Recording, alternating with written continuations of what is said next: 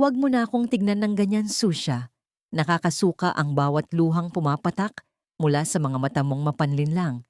Pirman mo ang mga papel na yan at umalis ka na sa pamamahay ko.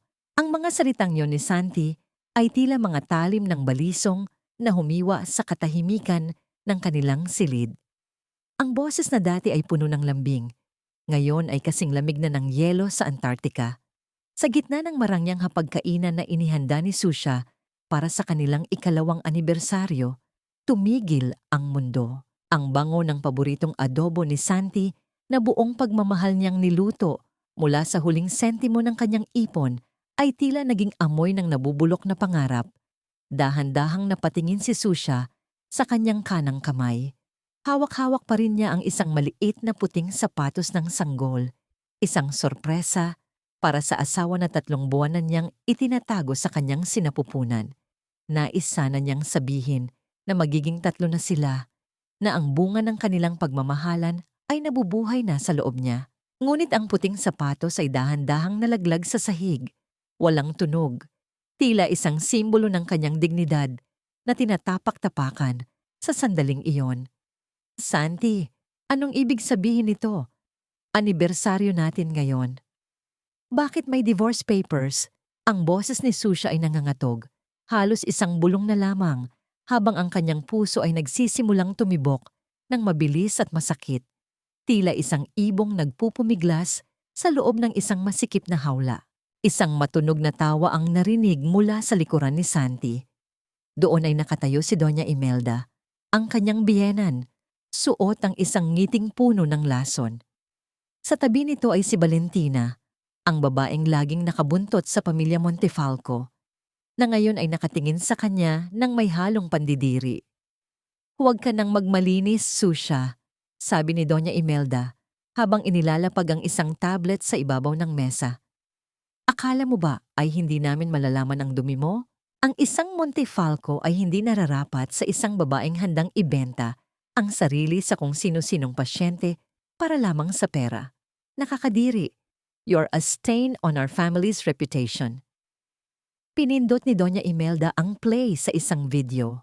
Doon, sa malabong ngunit malinaw na anggulo, ay makikita ang isang babaeng kamukhang-kamukha ni Susya na papasok sa isang hotel room kasama ang isang matandang lalaki.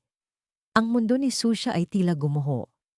Ang kanyang mga tuhod ay nanghina, at kung hindi lamang siya nakahawak sa gilid ng mesa, baka humalik na siya sa sahig.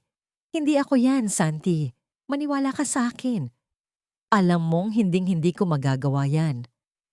Pagsusumamo ni Susya, pilit na inaabot ang kamay ng asawa. Ngunit mabilis itong binawi ni Santi, na tila ba ang hawakan si Susya ay isang kasalanang mortal. "Nandyan ang ebidensya, Susya. Sapat na ang 2 taon na ginawa mo akong tanga," mariing sabi ni Santi. Ang kanyang mga mata ay walang bakas ng pag-aalinlangan. Tanging poot lamang ang nandoon. "I gave you everything. Ang pagmamahal ko, ang pangalan ko. Pero basura lang pala ang ipapalit mo." "Dunggis ka sa lahing Montefalco?" dagdag pa ni Doña Imelda, habang senenyasan ng mga gwardiya na pumasok. "Kuhanin niyo ang mga gamit ng babaeng yan at itapon sa labas. Ngayon din." Wala pang ilang minuto, ang mga damit ni Susya ay basta-basta na lamang isinilid sa mga basurang plastik. Kinaladkad siya ng mga tauhan ni Doña Imelda palabas ng malaking pinto ng mansyon. Sa bawat hakbang, naramdaman ni Susya ang matinding kirot sa kanyang puson, isang babala na ang stress at takot ay nagsisimulang maningil sa kanyang katawan. "Santi, maawa ka. May kailangan akong sabihin sa'yo." Sigaw ni Susya habang pilit na kumakawala sa mga kamay na humahawak sa kanya. Tumingin siya kay Santi, umaasang makakita ng kahit katiting na awa, ngunit ang tanging nakita niya ay ang pagtalikod ng lalaking pinagkatiwalaan niya ng kanyang buhay. Ang huling nakita ni Susya bago sumara ang malaking pinto ay ang pagyakap ni Valentina sa braso ni Santi, at ang malamig na titig ni Doña Imelda na tila ba tinatapos na ang kanyang pagkatao. Kasabay ng pagkadulas ni Susya sa basang semento ng driveway ay ang biglang pagbuhos ng malakas na ulan sa Maynila. Ang malamig na patak ng tubig ay humahalo sa kanyang mainit na luha. Ang bawat patak ng ulan ay tila sumasabay sa pintig ng kanyang puson na lalong tumitindi. Ramdam niya ang init ng likidong dumadaloy sa kanyang mga hita. Isang babala na unti-unti nang nawawala ang tanging dahilan kung bakit nais pa niyang lumaban. Nakahiga siya doon, mag-isa sa dilim, habang ang mga plastik ng kanyang gamit ay nakakalat sa paligid. Ang puting sapatos ng baby na kanina lang ay hawak niya. Ngayon ay nakalubog na sa putik. Bakit ang pag-ibig na binuo sa loob ng 2 taon ay kayang sirain ng isang kasinungalingan sa loob lamang ng ilang minuto? Hanggang kailan kailangang magdusa ng isang pusong wala namang ibang ginawa, kundi ang magmahal ng tapat?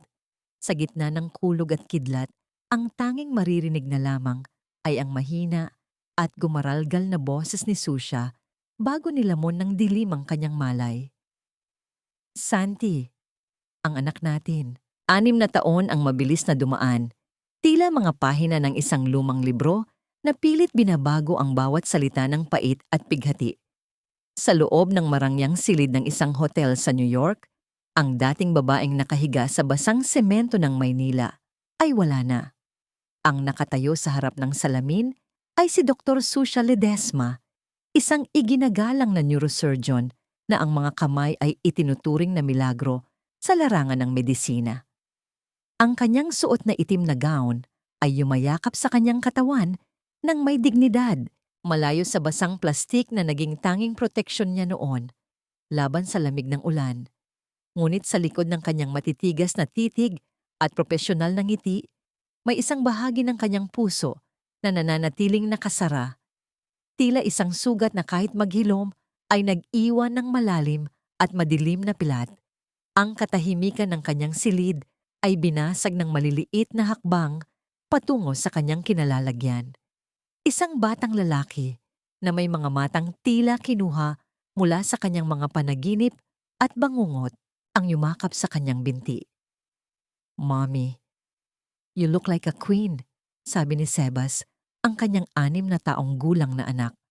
Ang boses nito ay parang musika na nagpapakalma sa bawat bagyong dumadaan sa isip ni Susha. Dahan-dahang lumuhod si Susha upang pantayan ang anak. Inayos niya ang maliit na kurbata nito. Ang kanyang mga daliri ay nanginginig ng bahagya habang tinititigan ang mukha ng bata.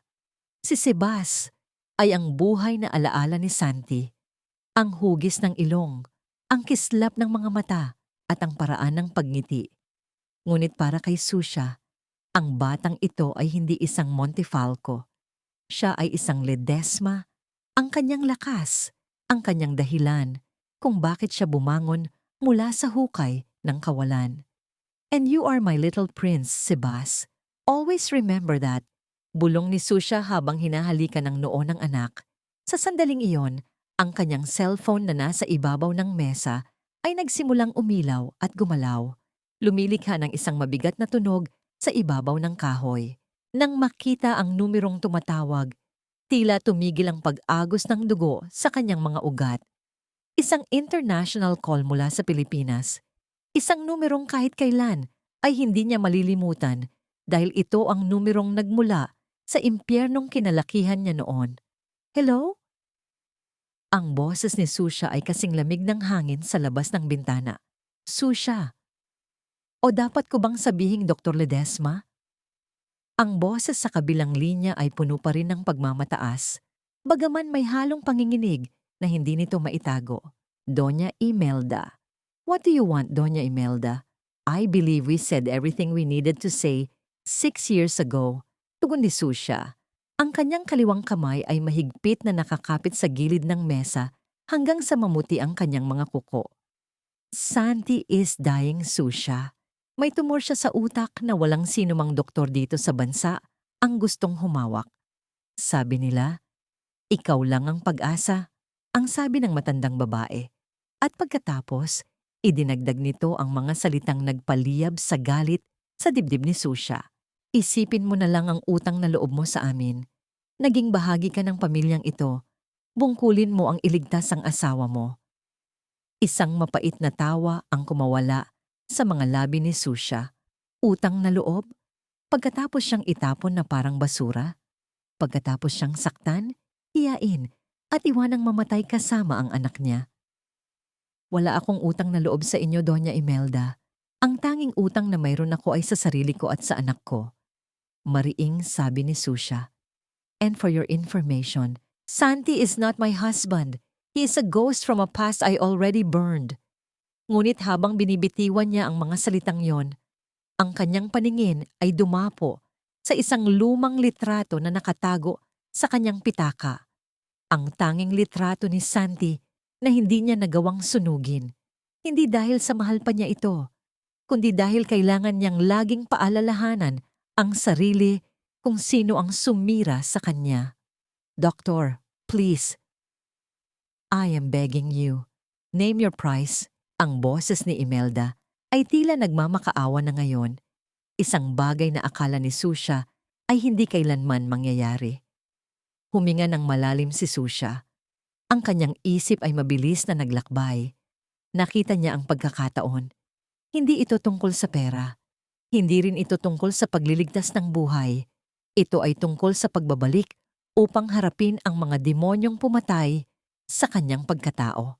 Ito ang pagkakataon upang makita ng mga Montefalco kung sino ang babaeng binaliwala nila. Babalik ako, sabi ni Susha. Ang boses niya ay wala ng emosyon. Ngunit hindi dahil sa utang na loob. Babalik ako dahil gusto kong makita kung paano kayo luluhod sa harap ko para sa buhay ng lalaking pumatay sa puso ko. Ibinaba ni Susha ang telepono. Tumingin siya sa bintana, kung saan ang mga ilaw ng New York ay tila mga bituin na bumagsak sa lupa. Ngunit ang kanyang isip ay nasa Maynila na, sa mansyong puno ng lihim at kasinungalingan. Mommy, are we going somewhere? Tanong ni Sebas habang hinihila ang laylayan ng kanyang gown. Tiningnan ni Susha ang anak at isang tipid na ngiti ang sumilay sa kanyang mga labi. Isang ngiting may dalang panganib. Yes, Sebas. Babalik tayo sa lugar kung saan nagsimula ang lahat. Ngunit sa pagkakataong ito, tayo na ang may hawak ng baraha.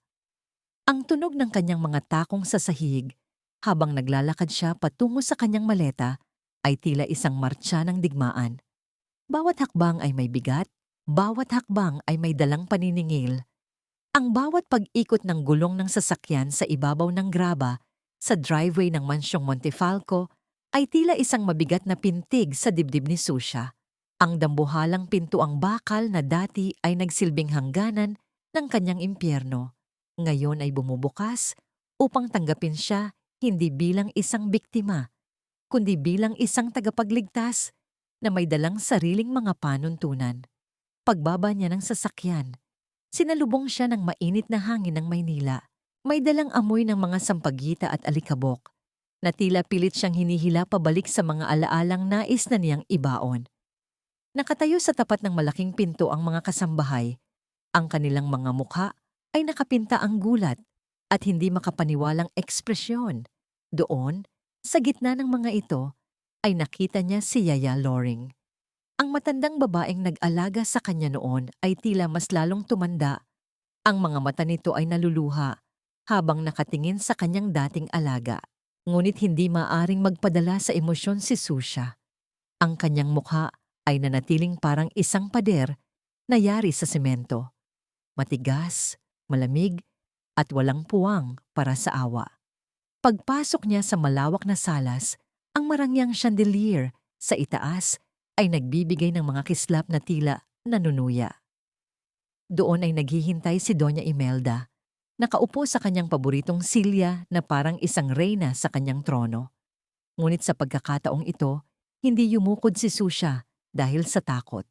Lumapit siya sa matanda. Sa isang kilos na tila automatiko, ngunit walang kahit anong init, kinuha niya ang kamay ni Doña Imelda at idinikit ang likod nito sa kanyang noo. Ang tradisyonal na pagmamano ay ginawa niya, ngunit ang kanyang balat ay kasing lamig ng bakal. Walang paggalang sa kanyang mga mata. Tanging ang pagtupad lamang sa isang ritual na wala ng kahulugan. Dr. Ledesma, Ang boses ni Doña Imelda ay tila isang gasgas na plaka. Mabuti at dumating ka. Ipinahanda ko na ang silid mo sa tabi ng guest room. Hindi ako dito matutulog para magbakasyon, Doña Imelda. Putol ni Susya sa matanda. Ang kanyang boses ay nangingibabaw sa katahimikan ng silid. At hindi rin ako basta panauhin. Mula sa sandaling ito, ang bawat gamot, bawat pagkain, at bawat taong lalapit kay Santi ay dapat dumaan sa akin. I will be staying in the master's bedroom, across his room. I need full access to the patient 24/7. What? You can't be serious. Isang matinis na boses ang pumailan lang mula sa hagdanan. Si Valentina, na mas lalong nagmukhang marangya sa kanyang mga alahas, ay mabilis na bumaba. This is my house now, Susya. You are just a doctor here. Wala kang karapatang magdikta kung saan ka mananatili. Tiningnan ni Susya si Valentina mula ulo hanggang paa, isang tingin na tila sinusuri ang isang mababang uri ng mikrobyo sa ilalim ng mikroskopyo. Valentina, ang huling balita ko, fiancé ka pa lang. Ako? Ako ang tanging may hawak ng buhay ng lalaking pakakasalan mo. Kung gusto mong mamatay si Santi bago pa kayo makarating sa altar, ituloy mo ang pagtatalas ng dila mo. Namula sa galit si Valentina, ngunit bago pa siya makasagot, ay itinaas ni Doña Imelda ang kanyang kamay upang patahimikin ito. Alam ng matanda na sila ang dehado sa larong ito. Sundin ang gusto niya. Mariing utos ni Doña Imelda kay Valentina. Ang buhay ni Santi ang prioridad dito. Hindi na naghintay si Susya ng pasasalamat. Tinalikuran niya ang dalawa at dinala ang kanyang sarili patungo sa itaas, sa silid na dati niyang tinitirhan. Pagbukas ng pinto sa silid ni Santi, ang amoy ng mga antiseptic at gamot ay sumalubong sa kanya, kasabay ng tunog ng makinang tumutulong sa paghinga ng lalaki. Isang ritmo na tila malungkot na awit sa gitna ng katahimikan. Doon, sa gitna ng malaking kama, ay nakahiga si Santi. Ang lalaking dati ay puno ng sigla at kapangyarihan. Ngayon ay tila isang anino na lamang. Maputla ang kanyang balat, lubog ang mga mata, at tuyot ang mga labi. Ang mga kamay na dati ay nagtataboy sa kanya sa ulan. Ngayon ay nakalatag na walang malay, nakakabit sa mga tubo ng swero. Dahan-dahang lumapit si Susya. Sa unang pagkakataon sa loob ng 6 na taon, muli niyang tiningnan ang mukha ni Santi ng malapitan. Isang matinding kirot ang gumuhit sa kanyang dibdib, ngunit mabilis niya itong pinalis. Santi, bulong niya. Ang kanyang tinig ay tila isang sumpa at isang panalangin. Inayos niya ang kumot nito at nang hindi sinasadya ay dumapo ang kanyang daliri sa braso ng lalaki. Ngunit napatigil siya. Sa ilalim ng maputlang balat ni Santi, nakita niya ang mga maliliit na pasa at marka ng turok na hindi normal para sa kanyang kasalukuyang gamot. Biglang gumalaw ang mga talukap ng mata ni Santi. Isang mahinang ungol ang kumawala sa kanyang mga tuyong labi. Susya. Isang bulong na halos hindi marinig, tila isang tinig mula sa ilalim ng lupa. Napatigil ang paghinga ni Susya. Ang kanyang pangalan na binanggit ni Santi sa gitna ng kanyang kawalan ng malay ay tila isang mitsa na muling nagliyab sa kanyang natutulog na galit at kalituhan. Huwag kang mag-alala, Santi, sabi ni Susya habang hinihigpitan ang pagkakahawak sa kanyang stethoscope. Narito na ako, pero hindi ko pa alam kung ililigtas kita o panonoorin lang kitang maubos. Ang init ng iyong palad ay tila isang lason na dahan-dahang gumagapang sa aking sistema, Santi. Bakit kahit sa gitna ng iyong panghihina, nagagawa mo pa ring guluhin ang mundo ko? Ang bulong na yon ni Susya ay nilunod ng mahinang ugong ng makinang nagbabantay sa tibok ng puso ni Santi. Sa loob ng madilim na silid, ang tanging liwanag ay nagmumula sa mga aparatong medikal na nagbibigay ng kakaibang anino sa mukha ng lalaking dati ay kanyang kanlungan ngunit naging mitsa ng kanyang pagkawasak. Dahan-dahang inilapit ni Susha ang kanyang kamay sa noo ni Santi. Sa sandaling dumampi ang kanyang balat sa mainit at bahagyang pawisang balat ng lalaki, tila isang kuryente ng alaala ang dumaloy sa kanyang buong katawan. Naalala niya ang mga gabing ganito rin sila kalapit. Ngunit noon, ang bawat haplos ay puno ng pangako at pag-ibig, hindi ng galit at tungkulin. Susha, ikaw ba yan? Ang boses ni Santi ay pira-piraso, tila isang tuyong dahon na tinatangay ng hangin. Bahagyang bumukas ang kanyang mga mata, ngunit ang kanyang paningin ay nananatiling malabo at lutang. Huwag kang malikmata, Santi. Narito ako para tapusin ang trabaho ko. Mariing tugon ni Susha, pilit na binabawi ang kanyang kamay. Ngunit bago pa siya makalayo, ang nanghihinang mga daliri ni Santi ay humawak sa kanyang pulso. Mahina ang kapit nito, ngunit ang bigat ng emosyon ay tila isang tanikalang bakal na humihila kay Susha pabalik sa nakaraan. Akala ko, namatay na ako. Dahil nakikita kita, bulong ni Santi bago muling pumikit ang kanyang mga mata sa pagod. Isang matinding kirot ang naramdaman ni Susha sa kanyang lalamunan.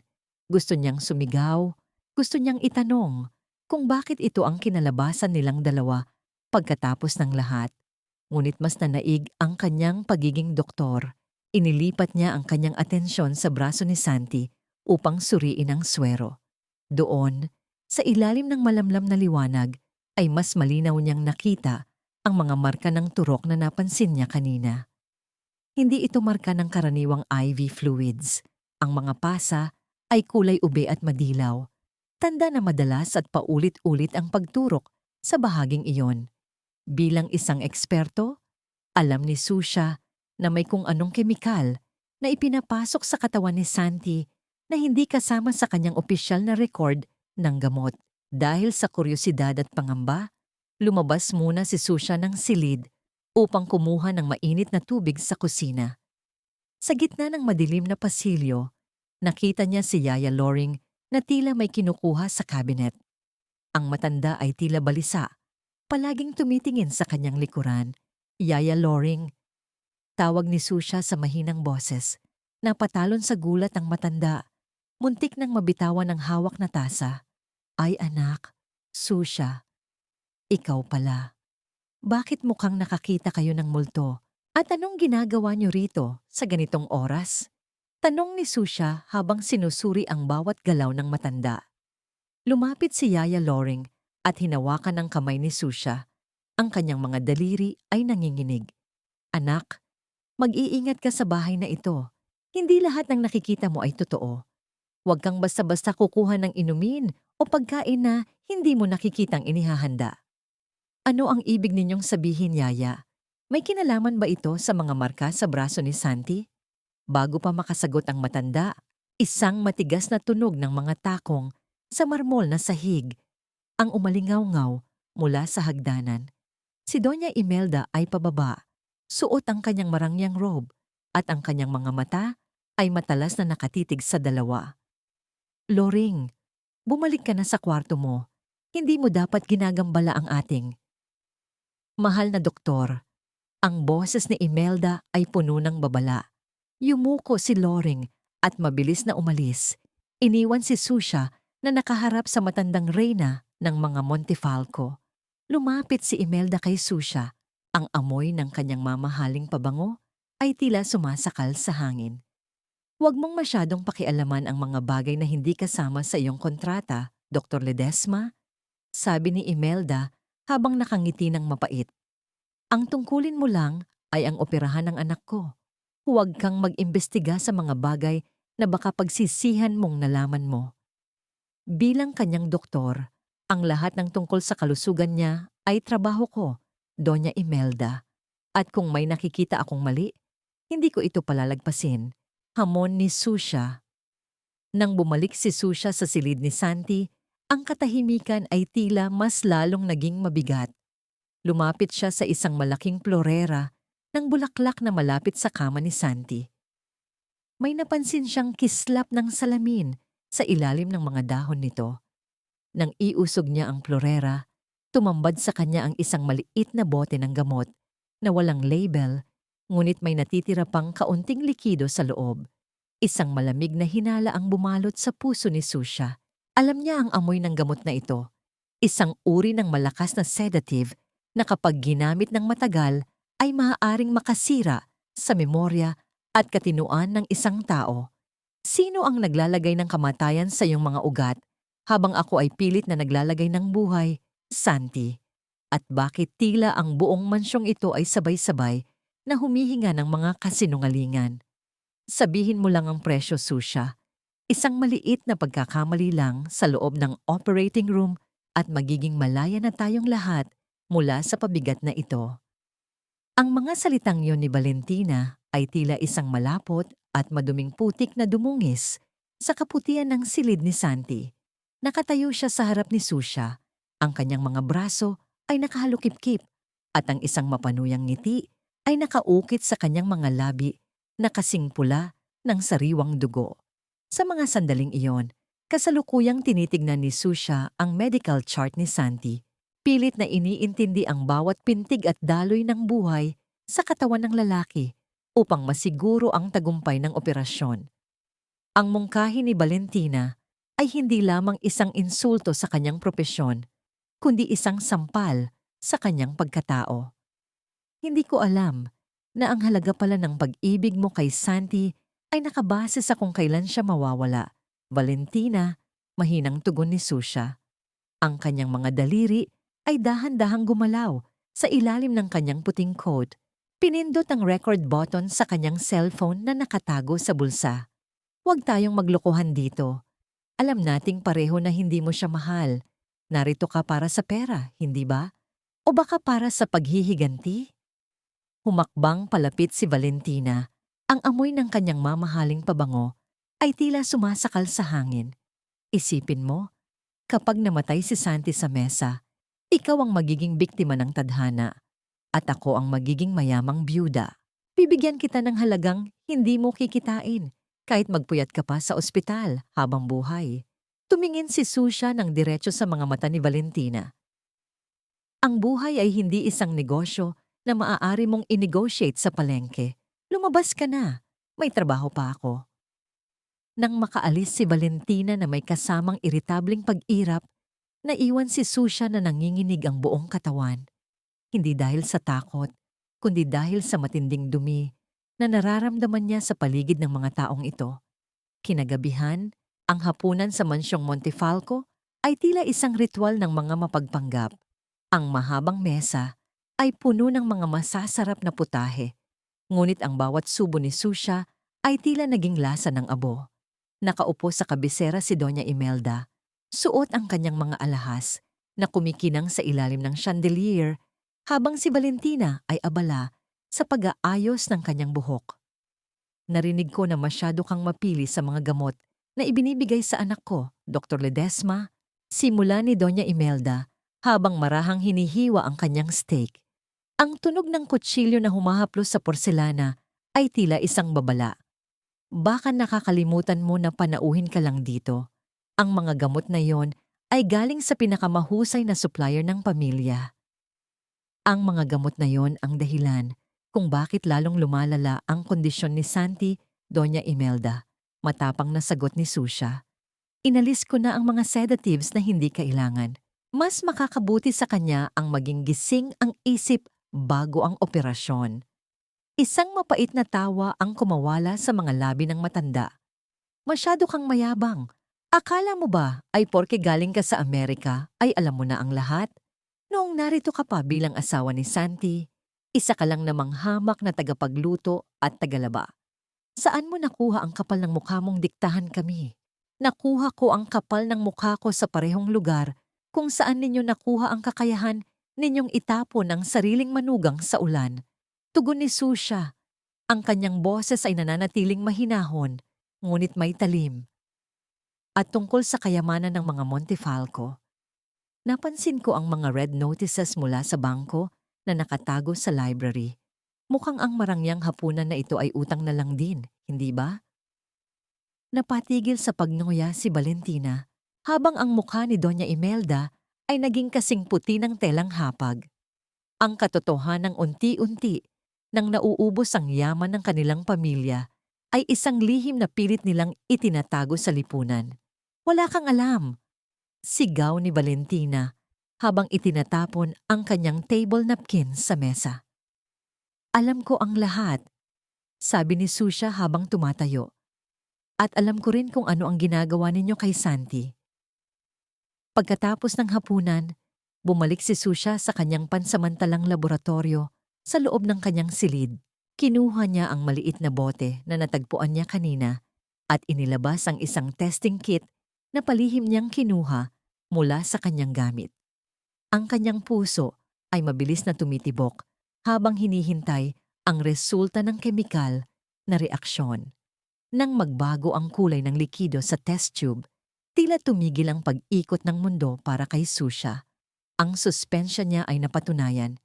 Ang gamot na itinuturok kay Santi ay hindi pampakalma. Ito ay isang uri ng lason na dahan-dahang sumisira sa nervous system na nagmumukhang epekto ng tumor upang mapabilis ang kanyang kamatayan. Isang mahinang tunog ng pagpihit ng trangka ng pinto ang narinig ni Susha mula sa kanyang likuran. Mabilis niyang itinago ang test tube. Sino yan? Tanong niya. Ang kanyang boses ay puno ng pag-iingat. Ang pinto ay dahan-dahang bumukas at doon ay nakatayo si Yaya Loring. Ang mukha ay basang-basa ng luha at ang mga kamay ay nanginginig sa takot.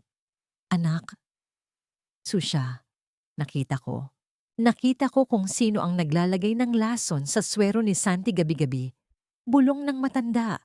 Halos hindi lumalabas ang boses sa tindi ng takot.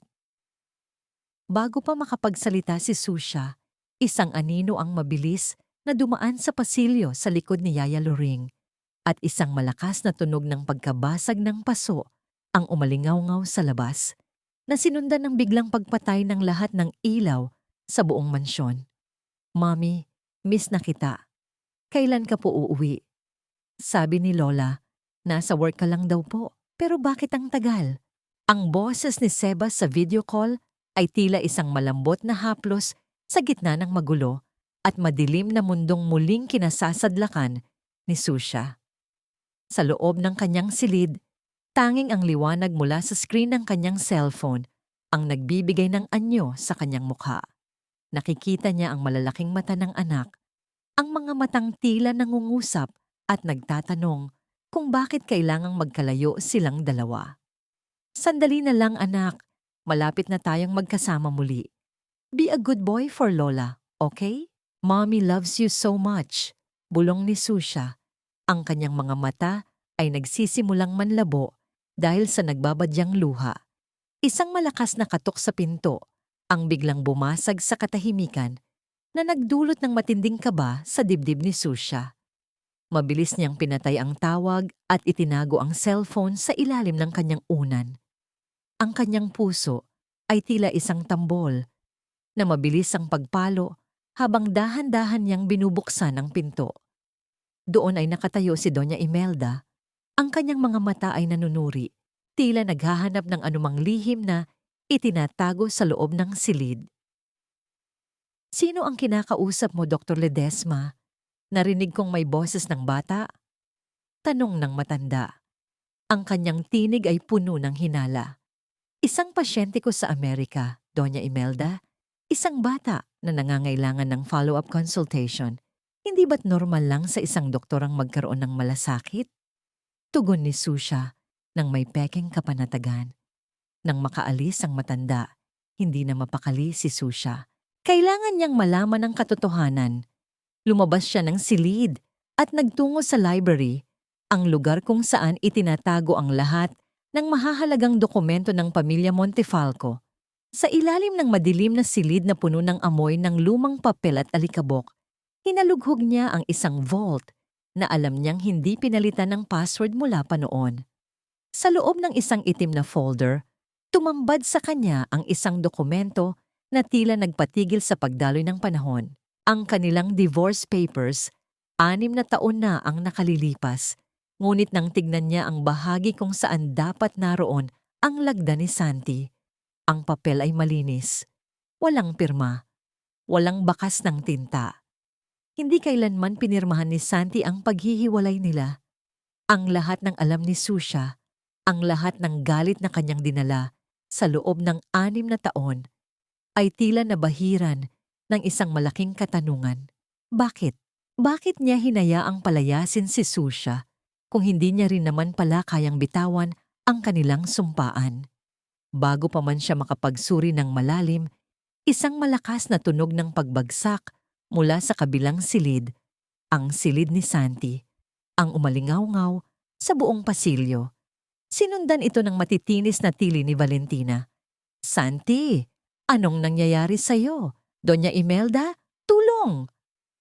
Mabilis na tumakbo si Susha patungo sa silid. Doon, nakita niya si Santi na nanginginig ang buong katawan sa ibabaw ng kama. Isang seizure na dulot ng pressure sa kanyang utak at ang laso na dahan-dahang sumisira sa kanyang sistema. Si Valentina ay nakatayo lamang sa isang sulok. Nakatakip ang mga kamay sa kanyang bibig. Nanginginig sa takot at walang ginagawang hakbang upang tulungan ng lalaki. "Umalis ka dyan, Valentina. Huwag mo siyang hahawakan," sigaw ni Susha habang itinutulak ang babae. Sa isang mabilis at sanay na paggalaw, inihilig ni Susha ang ulo ni Santi upang hindi ito mabulunan. Kinuha niya ang isang gamot mula sa kanyang emergency kit at mabilis na itinurok sa swero ng lalaki. Ang bawat segundo ay tila isang oras habang pinapanood ni Susha ang dahan-dahang paghupa ng panginginig ni Santi. Ang tunog ng kanyang mabilis na paghinga at ang pawis na namumuo sa kanyang noo ay tila mga saksi sa labanan sa pagitan ng buhay at kamatayan. Nang kumalma na ang sitwasyon, lumapit si Doña Imelda, ngunit hindi siya pinansin ni Susha. Ang kanyang buong atensyon ay nasa kanyang pasyente. Sa lalaking asawa pa rin pala niya sa ilalim ng batas. Dahan-dahang imulat ni Santi ang kanyang mga mata. Sa gitna ng kanyang pagkalito at panghihina, nakita niya ang mukha ni Susha na malapit sa kanya. Ang kanyang nangangatog na kamay ay dahan-dahang itinaas at hinawakan ng mahigpit ang palad ni Susha. Ang kapit niya ay puno ng desperasyon. Tila ba kapag binitawan niya ito ay tuluyan na siyang lalamunin ng dilim. "Susha, huwag kang aalis. Please, don't leave me again." Ang pagsusumamo ni Santi, ang kanyang boses ay basag at puno ng luhang hindi mailabas. Ang puso ni Susha ay tila pinipiga. Ang galit na itinanim niya sa kanyang dibdib sa loob ng 6 na taon ay unti-unting nayayanig ng katotohanang nakikita niya ngayon. Isang lalaking sugatan, isang lalaking biktima rin ng sarili niyang pamilya. Tumingin si Susha kay Valentina at Doña Imelda na nakatayo sa may pinto. Ang kanilang mga mukha ay puno ng takot, hindi para kay Santi, kundi para sa mga lihim na maaari niyang mabunyag kapag tuluyan na itong gumaling. Bakit sa likod ng bawat marangyang pader ng mansyong ito ay may nakatagong saksak? At paano mo mapapatawad ang isang tao na hindi mo pala alam kung tunay kang ang tinalikuran? Hindi lang pala ako ang naging biktima sa bahay na ito, Santi. Pareho tayong itinapon sa apoy ng mga taong dapat ay nagpoprotekta sa atin. Ang bulong na yon ni Susha ay tila isang mabigat na pasanin na dahan-dahang lumalapag sa kanyang balikat habang pinagmamasdan niya ang maputlang mukha ng asawa. Sa loob ng maliit na laboratorio na itinayo niya sa kanyang silid, ang mga resulta ng pagsusuri ay malinaw na. Ang lason sa katawan ni Santi ay hindi lamang bago. May mga bakas ng matatandang lason na tila taon na ang binibilang sa kanyang sistema. Isang mahinang katok, tila isang kaskas ng kuko sa kahoy, ang narinig ni Susha mula sa kanyang pinto. Nang buksan niya ito, tumambad sa kanya si Yaya Loring, balot ng isang makapal na shawl at ang mga mata ay namumula sa pag-iyak. "Anak, Susha, kailangan mo itong malaman." Ang gumaralgal na boses ng matanda ay tila isang babala mula sa hukay. Noong gabing pinalayas ka, hindi si Santi ang nag-utos na ilabas ang mga gamit mo. Bago ka dumating, pinainom siya ni Doña Imelda ng isang gamot na pampakalma, ngunit tila may halo itong iba. Wala siya sa sarili, anak. Ang mga matigas na salitang binitawan niya, ang pagtalikod niya sa iyo. Lahat iyon ay dikta ng matanda habang lutang ang kanyang isip. Ang puso ni Susha ay tila biniyak ng isang matalim na palakol. Ang galit na itinanim niya, ang puot na naging pataba sa kanyang tagumpay sa Amerika, ay biglang nayanig.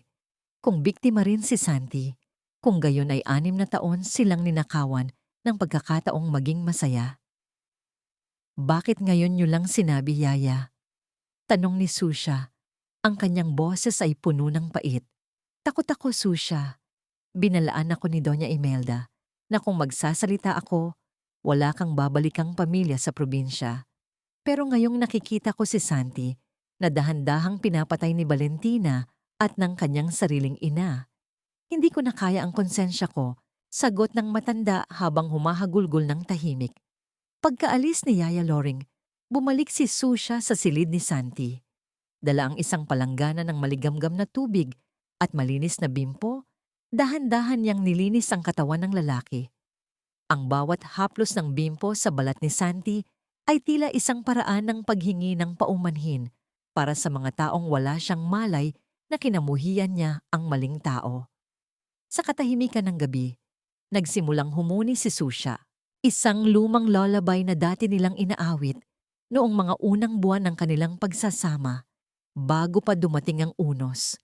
Ang kanyang boses ay malambot, tila isang mahinang ihip ng hangin na nagdadala ng kapayapaan sa naguguluhan at masakit na isipan ni Santi. Isang maliit na ngiti ang sumilay sa mga labi ng lalaki habang natutulog, isang kumpirmasyon na nararamdaman niya ang presensya ng babaeng tanging nagmahal sa kanya ng tunay. Ngunit ang kapayapaang yon ay biglang naputol nang bumukas ang pinto ng walang babala. Nakatayo doon si Valentina. Ang kanyang mukha ay nakapinta ang isang ngiting tagumpay na tila isang demonyong nagwagi. Napakagandang eksena, Dr. Ledesma. Ang dakilang ex-wife na nag-aalaga sa lalaking nagtapon sa kanya, panunuya ni Valentina. Lumapit siya at itinapat ang kanyang cellphone sa mukha ni Susha. Sa screen, makikita ang isang malinaw na larawan ni Sebas habang naglalaro sa isang parke sa New York. Alam ko kung nasaan ang anak mo, Susha, at alam ko rin ang totoo, na si Sebas ay isang Montefalco, bulong ni Valentina. Ang kanyang boses ay kasing talim ng isang karayom na tumatarak sa puso ni Susha. Isang tawag ko lang sa mga kakilala ko sa Amerika at sisiguraduhin kong hindi mo na muling makikita ang batang yan. Maliban na lang kung susunod ka sa gusto ko. Napatigil ang mundo ni Susha. Ang malamig na takot ay gumapang sa kanyang buong katawan, tila isang paralysis na hindi niya malabanan. Ang kanyang lihim, ang tanging kayamanan niya, ay nasa kamay na ng isang babaeng walang awa. Ano ang gusto mo? Tanong ni Susha. Halos pabulong ang tinig sa tindi ng kaba. Gusto kong hindi magtagumpay ang operasyon ni Santi. Mariing sabi ni Valentina, malamig ang mga mata. At gusto kong ikaw ang masangkot. Kapag may nangyaring masama, makukuha mo ang anak mo. Pero kung maging maayos ang lahat, huminto siya. Bahagyang ngumiti. Alam mo na ang maaring mangyari. Ituring mo ng patay ang batang yan. Tumingin si Susha sa mahimbing na natutulog na si Santi at pagkatapos ay sa larawan ng kanyang anak. Isang pagpipili ang tila impyerno ang dulo.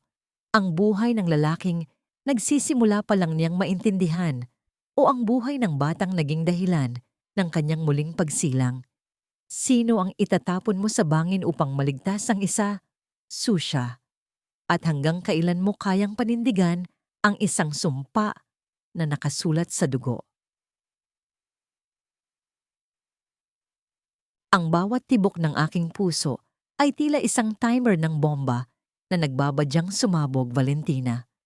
Ngunit nagkakamali ka kung akala mo ay ganoon mo lang ako kadaling mapapaluhod. Ang boses ni Susha ay nanginginig, Hindi dahil sa panghihina, kundi dahil sa matinding galit na pilit niyang ikinukulong sa kanyang dibdib.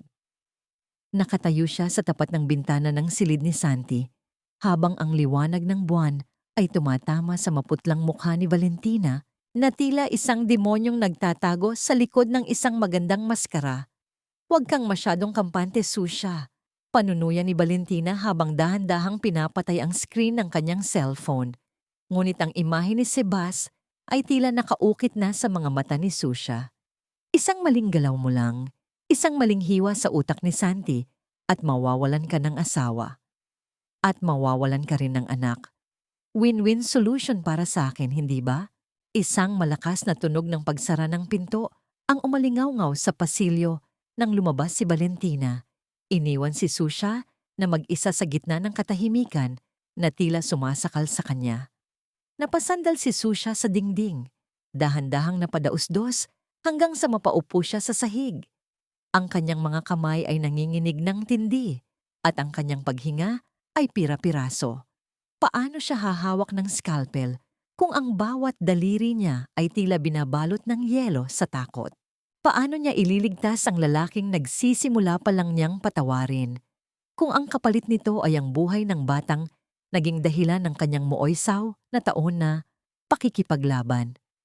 Dahan-dahang gumapang si Susha patungo sa gilid ng kama ni Santi. Hinawakan niya ang kamay ng lalaki. Ang kamay na dati ay nagtataboy sa kanya. Ngunit ngayon ay tila humihingi ng tulong.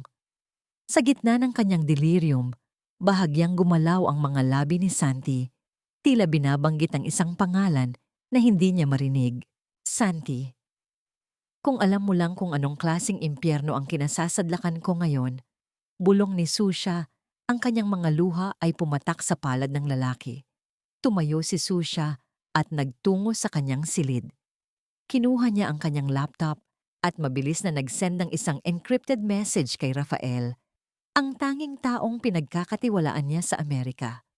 Ang bawat segundo ng paghihintay sa reply nito ay tila isang taon. Ang tunog ng ulan na nagsisimulang pumatak sa bubong ay nagpapaalala sa kanya ng gabing pinalayas siya. Ngunit ngayon, mas malaki ang nakataya. "Rafael, please, check on Sebas. Huwag mong hahayaang may lumapit sa kanyang hindi mo kilala. Emergency ito," ang mensaheng ipinadala niya. Habang naghihintay, isang katok ang narinig niya sa pinto. Hindi ito ang marahas na katok ni Valentina o ang matikas na katok ni Doña Imelda. Ito ay mahina at tila nag-aalinlangan. Nang buksan niya ang pinto, tumambad sa kanya si Yaya Loring. May dalang isang maliit na box na nakabalot sa lumang tela. "Susha, anak." "Narinig ko ang lahat," bulong ng matanda habang mabilis na pumasok sa silid at isinara ang pinto. "Alam kong tinatakot ka ni Valentina tungkol sa bata, pero may isang bagay kang dapat malaman."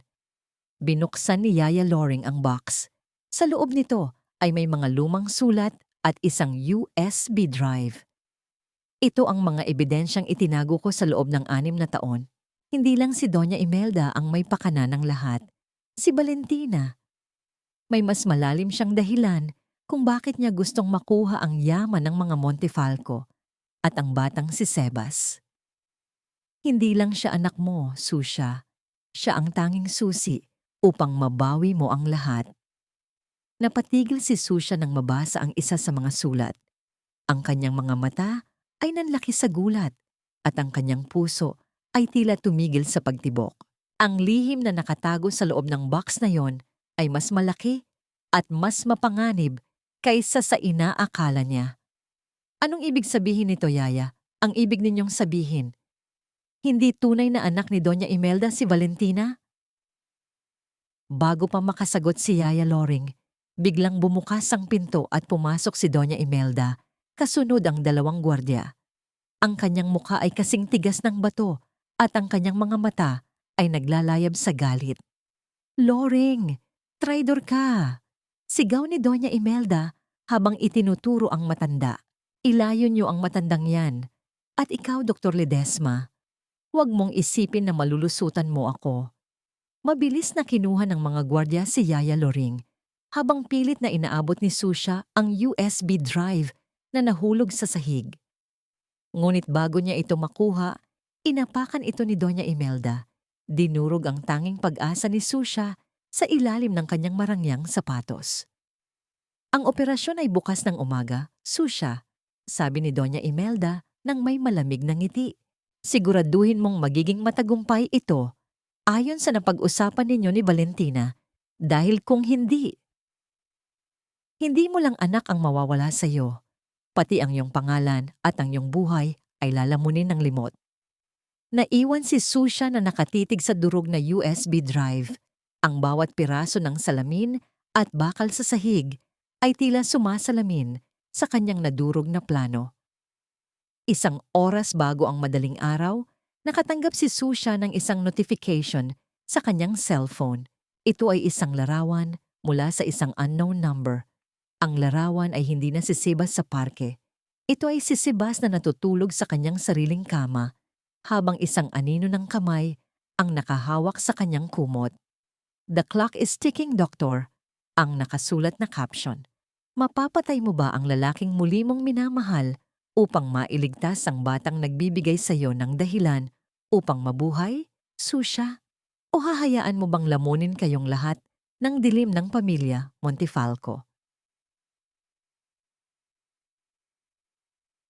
Hindi ko kayang maging mamamatay tao, Santi. Kahit ang kapalit ay ang sarili kong kaligayahan, hindi ko kayang kitlin ang buhay ng taong nagturo sa akin kung paano magmahal at kung paano masaktan. Ang bulong na yon ni Susha ay nilunod ng mahinang ugong ng aircon sa loob ng silid ni Santi. Nakaupo siya sa tabi ng kama ng asawa. Ang kanyang mga kamay ay mahigpit na nakahawak sa isang rosaryong kahoy na bigay pa ng kanyang ina. Ang bawat butil nito ay tila isang piping saksi sa kanyang pakikipaglaban sa sariling konsensya. Sa kabilang dako ng mundo, sa New York, alam ni Susha na may isang aninong nagbabanta sa buhay ng kanyang anak. Ngunit sa harap niya, narito ang isang lalaking unti-unti ring pinapatay ng sariling kadugo. Dahan-dahang imulat ni Santi ang kanyang mga mata. Sa pagkakataong ito, tila mas malinaw ang kanyang paningin. Ang epekto ng mga gamot na inalis ni Susha ay unti-unti nang naglalaho at ang kanyang katinuan ay dahan-dahang nagbabalik. Tumingin siya kay Susha at sa unang pagkakataon sa loob ng maraming taon, nakita niya ang babaeng minahal niya ng higit sa kanyang buhay. Susha. Ang boses ni Santi ay mahina, parang isang kaluskos ng tuyong dahon sa semento. Alam ko ang ginagawa ni Mama at alam ko rin ang tungkol kay Valentina. Napatigil ang paghinga ni Susha. Santi, huwag kang magsalita. Kailangan mong mag-ipon ng lakas para bukas. Hindi, kailangan mong makinig. Pilit na iginalaw ni Santi ang kanyang kamay upang hawakan ang daliri ni Susha. Huwag mo akong iligtas kung ang kapalit ay ang kaligtasan mo. Kung kailangang mamatay ako para matapos na ang lahat ng ito, gawin mo. Just promise me. Promise me you'll be happy. Ang sakripisyong yun ni Santi ay tila isang punyal na tumarak sa puso ni Susha. Ang lalaking akala niya ay naging kaaway niya ay handa palang mamatay para sa kanya. Ang sacrifice dilemma ay lalong naging mabigat.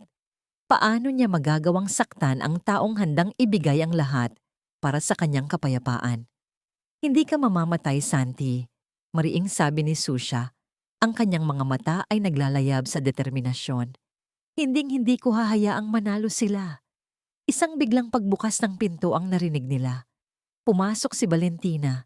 Suot ang isang itim na damit na tila bahanda na siya sa isang libing.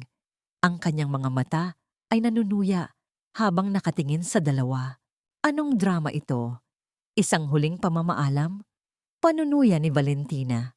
Lumapit siya kay Susha at bumulong sa kanyang tainga, sapat lamang upang marinig ng doktor. Ang oras ay tumatakbo, Susha. Ang aking tauhan sa New York ay naghihintay na lang ng mensahe ko. Isang maling balita mula sa operating room bukas at ang anak mo ang isusunod ko. Tumingin si Susha kay Valentina ng walang takot. Siguraduhin mong nakahanda rin ang sarili mo, Valentina. Dahil ang bawat luhang pinaluha mo sa akin, sisingilin ko ng may interes. Pagkaalis ni Valentina, mabilis na kinuha ni Susha ang kanyang cellphone. May isang mensahe mula kay Rafael. Susha, I got him. Sebas is safe. Nakuha namin ang intruder bago pa siya makalapit. Pero huwag kang magpahalata. Hayaan mong isipin nilang hawak pa rin nila ang alas. Isang malalim na buntong hininga ng pasasalamat ang kumawala sa mga labi ni Susha. Ngunit alam niyang hindi pa tapos ang laban. Kailangan niyang magpanggap sa harap ni na Doña Imelda at Valentina hanggang sa matapos ang operasyon. Kinabukasan, ang atmosphere sa loob ng ospital ay kasing bigat ng isang makulimlim na langit. Ang tunog ng mga gulong ng stretcher habang dinadala si Santi patungo sa operating room ay tila isang martsa patungo sa huling paghuhukom. Nakatayo si Doña Imelda at Valentina sa labas ng pinto. Ang kanilang mga mukha ay balot ng kaplastikan ng pag-aalala para sa mga taong nakatingin, ngunit ang kanilang mga mata ay nagpapalitan ng mga senyas ng kasamaan. Pumasok si Susha sa scrub room. Ang bawat paghugas niya ng kanyang mga kamay ay tila isang ritual ng paglilinis, hindi lamang para sa operasyon, kundi para sa kanyang paghihiganti. Isinuot niya ang kanyang surgical mask at gloves. Ang kanyang mga mata, ang tanging bahagi ng kanyang mukha na makikita, ay puno ng isang mapanganib na katahimikan. Dr. Ledesma, we are ready, sabi ng isa sa kanyang mga assistant surgeon. Tumingin si Susha sa monitor kung saan nakikita ang mahinang tibok ng puso ni Santi. Lumingon siya sa glass window kung saan nakatingin si Valentina na naghihintay ng aksidenteng kanyang ipinag-utos. Dahan-dahang itinaas ni Susha ang scalpel. Ang kislap ng bakal sa ilalim ng malakas na ilaw ng operating room ay tila isang kidlat bago ang bagyo. Simulan na natin ang malamig na utos ni Susha. Sa gitna ng katahimikan ng silid, ang tanging maririnig ay ang ritmo ng makina at ang bawat mabigat na paghinga ni Susha. Ang bawat hiwa ay may dalang panganib at ang bawat segundo ay isang hakbang patungo sa katotohanan o sa tuluyang pagkawasak. Biglang tumunog ang alarm ng heart rate monitor. Ang mahabang guhit sa screen ay naging mabilis at magulo. Doctor, his blood pressure is dropping. We're losing him, sigaw ng head nurse. Sa labas ng salamin, nakita ni Susha ang isang mapait na ngiti sa mga labi ni Valentina. Inisip ng kontrabida na tinutupad na ni Susha ang kanilang usapan. Ngunit sa loob ng operating room, may ibang plano ang tadhana. At si Dr. Susha Ledesma, flatline. Ang mahaba at nakakabinging guhit sa monitor ay tila isang huling hininga ng katarungan na dahan-dahang naglalaho sa loob ng operating room. Ang boses ng head nurse ay puno ng takot. Ngunit si Susha ay nanatiling parang isang estatwa ng yelo. Ang kanyang mga mata, na tanging bahagi ng kanyang mukha na hindi natatakpan ng surgical mask, ay nakatuon lamang sa bumubukas na sugat sa utak ni Santi. Ang bawat patak ng pawis na namumuo sa kanyang noo ay tila isang butil ng oras na mabilis na nauubos. Sa labas ng salamin, nakita ni Susha ang anino ni Valentina. Ang babaeng iyon ay hindi nagtatago ng kanyang kagalakan. Ang kanyang mga balikat ay bahagyang gumagalaw. Tila ba pinipigilan ng isang tawa ng tagumpay. Inisip ni Valentina na ang katahimikan ng puso ni Santi ay ang katuparan ng kanilang madidilim na usapan. Inisip niya na sa sandaling ito, ang yaman ng mga Montefalco ay tuluyan na niyang mahahawakan. Ngunit hindi alam ni Valentina na ang bawat kilos ni Susha ay kalkulado. Charge to 200 joules, ang malamig na utos ni Susha. Ang kanyang boses ay walang panginginig, walang pag-aalinlangan. Naramdaman ni Susha ang bigat ng mga defibrillator paddles sa kanyang mga kamay. Sa bawat pagpindot niya nito sa dibdib ni Santi, ang katawan ng lalaki ay tila tumatalon. Isang marahas na pagtatangka na hilahin ang kaluluwa nito pabalik mula sa kabilang buhay. Ang tunog ng kuryenteng dumadaloy sa katawan ni Santi ay tila isang kulog sa loob ng napakatahimik na silid. Wala pa rin, Doctor. He's gone, bulong ng assistant surgeon. Ang kanyang mga kamay ay nagsisimula ng manginig.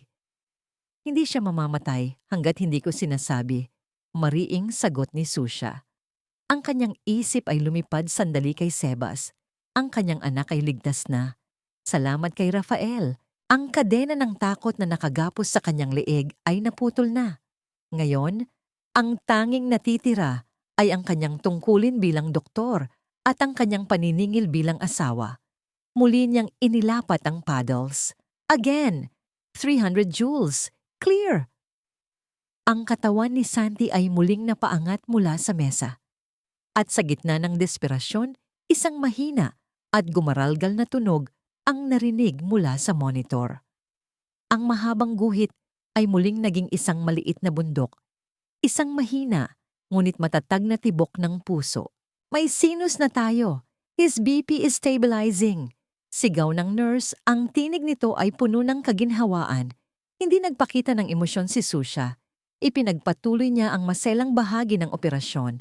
Ang kanyang mga kamay, na dati ay nanginginig sa takot para sa kanyang anak, ngayon ay kasing tatag ng bakal. Tinanggal niya ang huling bahagi ng tumor, ang lason na itinanim ni Doña Imelda sa katawan at isipan ni Santi. Pagkaraan ng 5 oras, ang mga ilaw sa operating room ay dahan-dahang pinatay. Lumabas si Susha sa scrub room. Tinanggal ang kanyang duguang gloves at mask.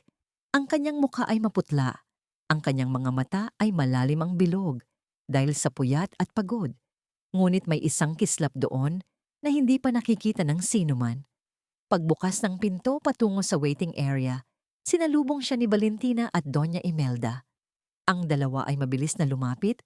Ang kanilang mga mukha ay nakasuot ng maskara ng pagdadalamhati na pilit nilang ipinapakita sa mga tao sa paligid. Susha, anong nangyari? Wala na ba siya? Ang tanong ni Valentina. Ang kanyang boses ay pilit na pinapaos upang magmukhang umiiyak, ngunit ang kanyang mga mata ay kumikinang sa pag-asa. Tumingin si Susha ng diretso sa mga mata ni Valentina. Hinayaan niyang lumipas ang ilang segundo ng nakakabinging katahimikan bago siya nagsalita. Ang operasyon ay tapos na, simula ni Susha. Ang kanyang boses ay mababa at puno ng awtoridad. Nagkaroon ng komplikasyon. Huminto ang kanyang puso sa loob ng ilang minuto. Napahawak si Valentina sa braso ni Doña Imelda, isang palihim na pisil ng tagumpay. So, patay na siya? Isang mapait at malamig na ngiti ang sumilay sa mga labi ni Susha. Iyon ang gusto ninyong mangyari, hindi ba? Ngunit pasensya na, Valentina. Hindi ako sanay na mabigo sa aking mga pasyente. Santi is alive.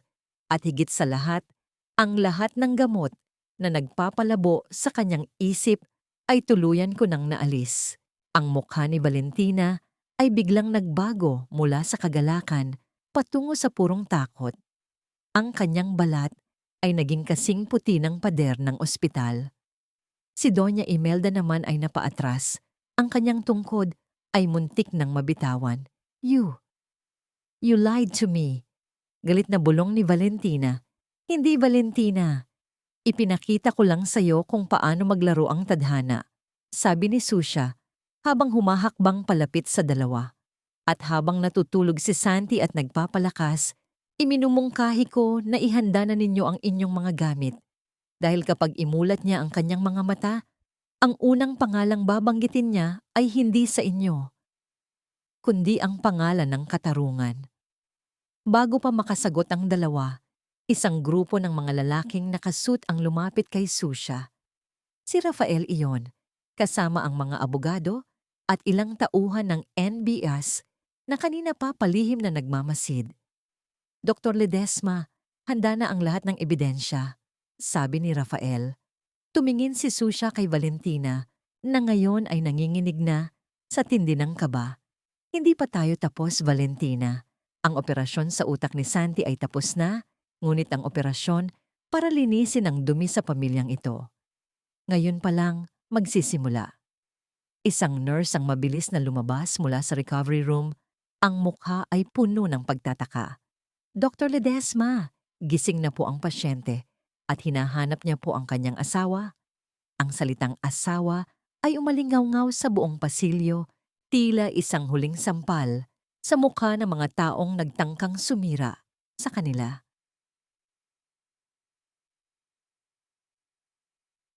Asawa ko, Susha, huwag kang lalayo. Pakiusap, huwag mo na akong iiwan sa dilim.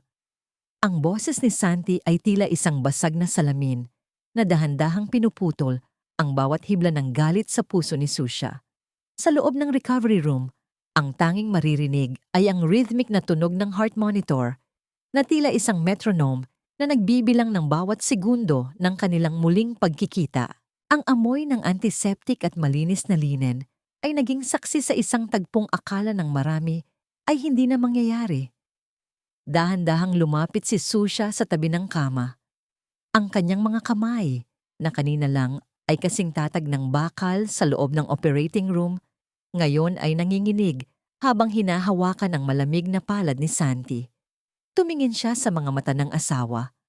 Mga matang wala na ang lito at dilim na dulot ng lason, kundi puno ng purong pangungulila at pagsisisi. Narito lang ako, Santi. Hindi ako aalis. Bulong ni Susha. Ang kanyang boses ay pilit na pinatitigas, kahit na ang kanyang lalamunan ay tila may nakabarang malaking bato. Ang katahimikan ay biglang bumasag nang bumukas ang pinto sa isang marahas na paraan. Pumasok si Doña Imelda at Valentina. Ang kanilang mga mukha ay balot ng isang pekeng pag-aalala na hindi na kayang itago ang kanilang nagbabadyang pagkatalo. Santi, anak ko, salamat sa Diyos at gising ka na. Sigaw ni Doña Imelda habang pilit na isinisiksik ang sarili sa tabi ng kama. Pilit na itinataboy si Susha. Huwag kang makikinig sa babaeng yan, anak. Nililito ka lang niya. Marami siyang ginawang kasalanan habang wala kang malay. Tumingin si Santi sa kanyang ina. Hindi ito ang tingin ng isang sunod-sunuran. Ang kanyang mga mata ay nanunuot. Tila binabasa ang bawat kasinungalingan sa mukha ng matanda. Dahan-dahan niyang inalis ang kanyang kamay mula sa pagkakahawak ni Imelda. Ma, tama na, ang mahinang sabi ni Santi. Ngunit ang bawat salita ay may bigat na tila isang hatol. Naaalala ko na ang lahat. Naaalala ko ang gabing pinalayas ninyo si Susha. Naaalala ko ang bawat gamot na ipinipilit ninyong ipainom sa akin, kahit na alam kong unti-unti akong nawawala sa sarili ko. Napatigil si Doña Imelda. Ang kanyang bibig ay bahagyang nakabukas, ngunit walang salitang lumalabas. Si Valentina naman ay napaatras. Ang kanyang mga daliri ay mahigpit na nakakapit sa kanyang mamahaling bag. Santi, honey, hindi totoo yan. Si Susha ang naglagay ng lason sa isip mo, sabi ni Valentina. Ang kanyang boses ay tumitinis sa tindi ng kaba. Gusto niya lang makuha ang pera mo, kaya kanya ginagamot ngayon. Isang mapait na tawa ang kumawala sa mga labi ni Susha. Valentina, hanggang sa huli ba ay gagamitin mo ang iyong dila upang gumawa ng sarili mong bersyon ng katotohanan? Ang lahat ng ebidensya ng paglalason ninyo kay Santi ay nasa kamay na ng mga awtoridad. Ang mga bote ng sedative na itinago mo sa ilalim ng iyong kama. Ang mga recordings ng pagtatangka mong suhulan ako upang patayin si Santi. Lahat iyon ay hindi na maitatago. Magsinungaling ka na sa lahat, Valentina, wag lang sa akin. Dagdag ni Santi. Hinawakan niya ng mas mahigpit ang kamay ni Susha. Tila ito ang kanyang tanging angkla sa mundong ito. Susha, patawad. Patawad dahil hinayaan kong maging bulag ako.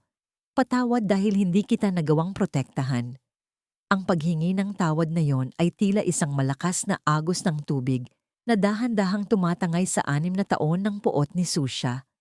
Ngunit sa likod ng kanyang saya, may isang takot na hindi pa rin nawawala. Santi, may kailangan kang malaman. Simula ni Susha. Gusto na niyang sabihin ang tungkol kay Sebas. Gusto na niyang sabihin na may anak sila. Isang buhay na patunay ng kanilang pagmamahalan na pilit nilang binura. Ngunit bago pa makapagsalita si Susha, mabilis na lumapit ang isang nurse. Ang mukha ay balot ng takot. Dr. Ledesma, may mga tauhan po ng hospital board sa labas kasama ang mga pulis. May naghain po ng reklamo laban sa inyo para sa medical malpractice at attempted murder sa pasyenteng si Santi Montefalco. Tumingin si Susha kay Valentina. Doon niya nakita ang isang nakakangilong ngiti sa mukha ng babae. Inilabas ni Valentina ang kanyang cellphone at may ipinakita sa screen. Ito ay isang video. Isang sadyang inedit na clip kung saan makikita si Susha na tila may itinuturok na lason sa swero ni Santi noong nakaraang gabi. Akala mo ba ay ikaw lang ang may hawak ng baraha, Susha? Bulong ni Valentina, ang kanyang tinig ay puno ng kamandag. Kung babagsak ako, sisiguraduhin kong kasama kitang mabubulok sa bilangguan. At sa pagkakataong yon, sino na ang magliligtas sa anak mo sa Amerika? Ang tunog ng mga yabag ng pulis sa labas ng pintuan ay tila isang martilyo na pumupukpok sa katinoan ni Susha. Ang tagumpay na akala niya ay hawak na niya ay biglang naging isang mapanganib na patibong. Susha, anong ibig sabihin nito? Tanong ni Santi. Ang kanyang heart rate monitor ay nagsisimulang tumunog ng mabilis dahil sa gulat at pag-aalala. Tumingin si Susha sa asawa at pagkatapos ay sa pintuan kung saan papasok na ang mga pulis. Ang kanyang mundo ay muling nayayanig, ngunit sa pagkakataong ito, hindi na siya ang dating Susha na iiyak na lamang sa isang sulok. Huwag kang matatakot, Santi, sabi ni Susha habang dahan-dahang tumatayo at humaharap sa pintuan. Dahil sa pagkakataong ito, ang katotohanan ng magiging sandata ko. At sisiguraduhin kong wala nang matitira sa inyo. Dr. Susha Ledesma, sumama ka sa amin ng mahinahon. Inaaresto ka sa salang attempted murder laban sa iyong pasyenteng si Santi Montefalco. Ang boses ng pulis ay tila isang malakas na kulog na yumanig sa loob ng payapang silid ng ospital. Sa mga sandaling iyon, hawak pa rin ni Susha ang stethoscope. Ang kanyang mga daliri ay dahan-dahang gumagalaw sa ibabaw ng dibdib ni Santi upang suriin ang bilis ng paggaling nito. Ang kaibahan ng kanyang layunin, ang magbigay ng buhay laban sa akusasyon ng pagkitil nito ay isang mabalasik na biro ng tadhana. Dahan-dahang tumayo si Susha. Nararamdaman niya ang bawat mata sa loob ng silid na nakatitig sa kanya. Nakita niya ang kislap ng tagumpay sa mga mata ni Valentina na tila isang buwitreng naghihintay sa kanyang tuluyang pagbagsak. Ang bawat hakbang ng pulis patungo sa kanya ay tila isang mabigat na pasanin na pumipiga sa kanyang katinoan. Huwag niyo siyang hahawakan, wala siyang ginagawang masama. Sigaw ni Santi. Ang kanyang boses ay puno ng galit, kahit nahirap siyang kumilos dahil sa mga tubo na nakakabit sa kanyang katawan. Sinubukan niyang bumangon, ngunit ang kanyang panghihina ay mabilis siyang ibinalik sa pagkakahiga. Santi, manahimik ka. Nagpapagaling ka pa? Mahinahong sabi ni Susha, bagaman ang kanyang kalooban ay nagsisimula ng mabasag. Sa loob-loob niya, ang tanging iniisip niya ay si Sebas. Kung makukulong siya rito, paano na ang kanyang anak sa Amerika? Paano kung magtagumpay si Valentina na gamitin ang bata laban sa kanya? Naramdaman ni Susha ang malamig at matigas na bakal na pumatong sa kanyang mga pulso. Ang tunog ng pagkakandado ng posas ay umalingaw-ngaw sa katahimikan. Isang tunog na tila nagtatapos sa kanyang 6 na taon ng pagsisikap na maging malaya at matagumpay. Ito ang katarungan, Susha. Bulong ni Valentina habang lumalapit sa kanya, ang boses ay sapat lang para sa kanilang dalawa. Sinabihan na kita, kung hindi ka makikinig, sisiguraduhin kong lalamunin ka ng dilim. At huwag kang mag-alala kay Sebas. Ako na ang bahala sa kanya. Sisiguraduhin kong malilimutan niya ang mukha ng isang mamamatay taong ina. Isang matinding bugso ng galit ang naramdaman ni Susha, ngunit bago pa siya makapagsalita, ang pinto ng silid ay muling bumukas. Pumasok si Rafael, suot ang kanyang matikas na suit at ang mukha ay balot ng isang misteryosong kapanatagan. Sa kanyang likuran ay may dalawang lalaking may dalang mga dokumento at isang laptop. Sandali lang, officer. Ang boses ni Rafael ay puno ng awtoridad, tila isang pader na humarang sa pagitan ng mga pulis at ni Susha. Bago nyo dalhin ang aking kliyente, baka gusto nyo munang panoorin ang orihinal at hindi inedit na footage mula sa security camera ng ospital. Napatigil ang pulis. Ang mukha ni Valentina ay biglang nawalan ng kulay, tila isang telang binuhusan ng asido. Inilapag ni Rafael ang laptop sa ibabaw ng mesa. Sa screen, makikita ang malinaw na video ni Susha na binabantayan si Santi. Ngunit sa pagkakataong ito, hindi si Susha ang may itinuturok na kung ano. Sa halip, kitang-kita ang isang anino ng isang babaeng nakasuot ng nurse uniform na pumasok sa silid habang tulog si Susha at palihim na may inilagay sa IV bag ni Santi. Zoom in on the face, utos ni Rafael. Nang lumapit ang imahe, lalong lumaki ang gulat ng lahat. Ang babaeng nasa video ay hindi si Susha. Ito ay si Valentina, na nakasuot ng disguise, ngunit ang suot nitong mamahaling relo na may kakaibang disenyo ay kitang-kita sa ilalim ng liwanag. At ito pa, dagdag ni Rafael habang inilalabas ang isang folder. Ang record ng transaction ni Valentina sa isang madilim na laboratorio para sa pagbili ng mga kemikal na ginamit sa paglalason kay Santi Montefalco sa loob ng mahabang panahon. Ang katahimikan sa silid ay tila sumasabog sa tindi ng tensyon. Tumingin si Santi kay Valentina. Ang kanyang mga mata ay puno ng purong pandidiri at puot. "Officer, mukhang nagkamali kayo ng taong dapat pusasan," sabi ni Rafael habang nakatingin ng diretso kay Valentina. Nanginginig na ang buong katawan ni Valentina sa tindi ng takot. "Hindi totoo yan. Inimbento lang nila yan. Doña Imelda, tulungan niyo ako." Ngunit si Doña Imelda ay nanatiling tahimik sa isang sulok, dahan-dahang lumalayo kay Valentina upang iligtas ang sariling balat. Ang katotohanan ay tila isang baha na dahan-dahang lumulunod sa lahat ng kanilang kasinungalingan. Mabilis na tinanggal ng pulis ang posas sa mga kamay ni Susha.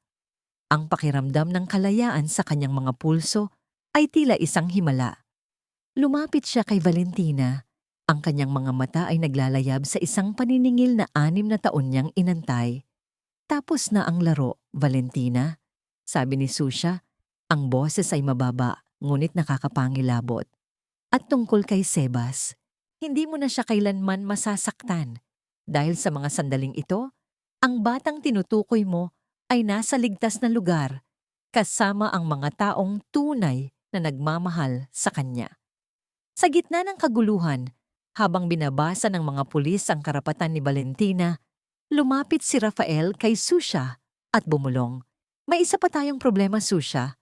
Ang mga dokumento ni Doña Imelda, may natuklasan ng aking team na mas malalim pa kaysa sa inaasahan natin." Tumingin si Susha sa kanyang biyenan na tila ba wala itong kinalaman sa lahat. Sa kabila ng tagumpay laban kay Valentina, naramdaman ni Susha na ang totoong labanan ay nagsisimula pa lamang. Bakit tila ang bawat tagumpay ay may kasunod na mas malalim na panganib? At ano ang lihim na itinatago ni Doña Imelda na kayang bumago sa tadhana ng buong pamilya Montefalco? Ang bawat hakbang mo palayo ay tila isang pagguho ng palasyong itinayo mo sa ibabaw ng mga bangkay ng aming kaligayahan, Doña Imelda. Ang boses ni Susha ay hindi sumisigaw, ngunit ang bawat salita ay tila isang hatol na nagpapayanig sa pundasyon ng mansyong Montefalco. Habang kinakaladkad ng mga pulis si Valentina palabas ng silid, ang katahimikan ay muling naghari. Isang katahimikang masakit sa tainga, puno ng mga hindi masabing lihim na 6 na taon nang nakabaon. Nakatayo sa isang sulok si Doña Imelda. Pilit na pinapanatili ang kanyang tuwid na tindig. Ngunit ang kanyang mga kamay na nakahawak sa kanyang mamahaling baston ay nanginginig ng hindi mapigilan. Tumingin siya kay Santi, na ngayon ay nakasandal sa kanyang unan Ang mga mata ay puno ng pagkamuhi sa sariling ina. Santi, anak, huwag kang maniniwala sa kanila. Ang boses ni Imelda ay puno ng gaslighting. Tila pilit na ibinabalik ang dating kontrol sa isipan ng anak. Ginawa ko lang ang lahat para sa'yo, para sa dangal ng pamilya natin. Ang babaeng iyan ay isang dumi na pilit sumisira sa atin. Dangal ma o para sa pera? Ang boses ni Santi ay mahina, ngunit kasing talim ng labaha. Alam ko na ang lahat. Alam ko na ang yaman ng mga Montefalco ay matagal mo nang nilulustay sa mga sugal at maling negosyo. At ang tanging paraan para hindi ito malaman ay ang panatilihin akong tulog at walang alam. Humakbang palapit si Rafael, bitbit ang isang itim na folder. Ang bawat pagkaluskos ng papel habang binubuksan niya ito ay tila tunog ng isang bumibigay na tulay. Hindi lang yan, Santi, sabi ni Rafael habang inilalapag ang isang dokumento sa ibabaw ng kama. Narito ang resulta ng DNA test na palihim nating isinagawa noong nakaraang linggo sa Amerika. At narito rin ang record ng ospital kung saan pinalabas ni Doña Imelda na namatay ang anak ninyo ni Susha. Ang puso ni Susha ay tila tumigil sa pagtibok. Ito na ang sandaling 6 na taon niyang pinaghandaan. Ang sandaling magbibigay sa kanya ng hustisya, ngunit magbubukas din ng isang malalim na sugat. Anong ibig mong sabihin, Rafael? Tanong ni Santi. Ang kanyang paghinga ay bumibilis. Ang monitor sa kanyang tabi ay nagsisimulang tumunog ng mabilis. Tumingin si Susha ng diretso kay Doña Imelda. Ang sinasabi ni Doña Imelda na, "Dungis sa inyong lahi," ang batang sinabi niyang namatay na sa loob ng sinapupunan ko noong gabing pinalayas ninyo ako. Buhay siya, Santi. Pinanganak ko siya sa gitna ng hirap at pasakit habang kayo ay nagpapakasasa sa karangyaan dito. Isang nakakabinging katahimikan ang bumalot sa silid. Ang mukha ni Doña Imelda ay naging kasing puti ng abo. Ang bawat kunot sa kanyang mukha ay tila lumalim sa tindi ng pagkabulgar ng kanyang krimen. Ang pangalan niya ay Sebas.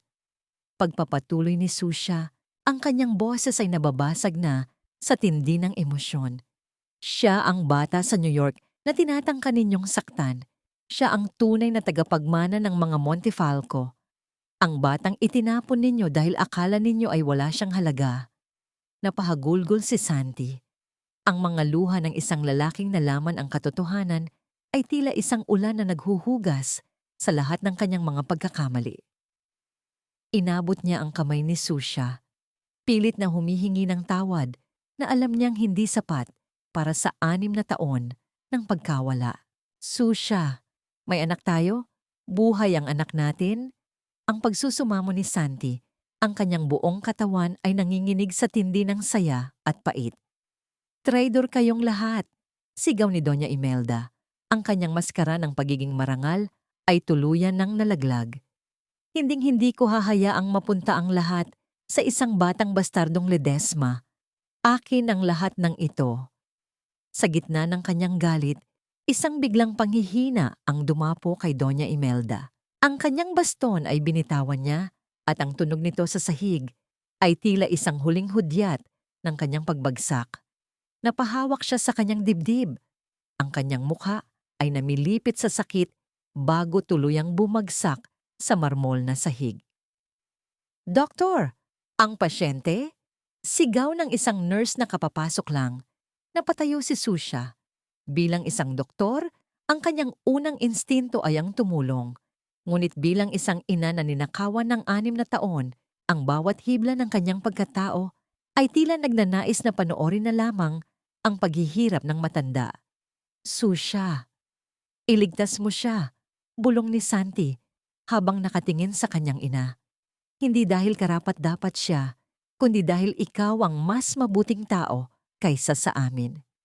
Tumingin si Susha sa kanyang mga kamay, ang mga kamay na nagligtas kay Santi, at ang mga kamay na ngayon ay may kapangyarihang magligtas o hayaan ang kanyang kaaway.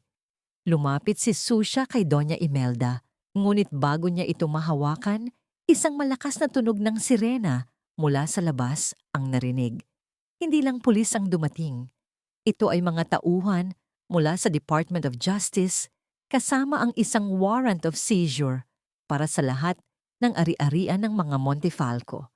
Dr. Ledesma, kailangan niyo pong makita ito, sabi ni Rafael habang may tinitignan sa kanyang phone.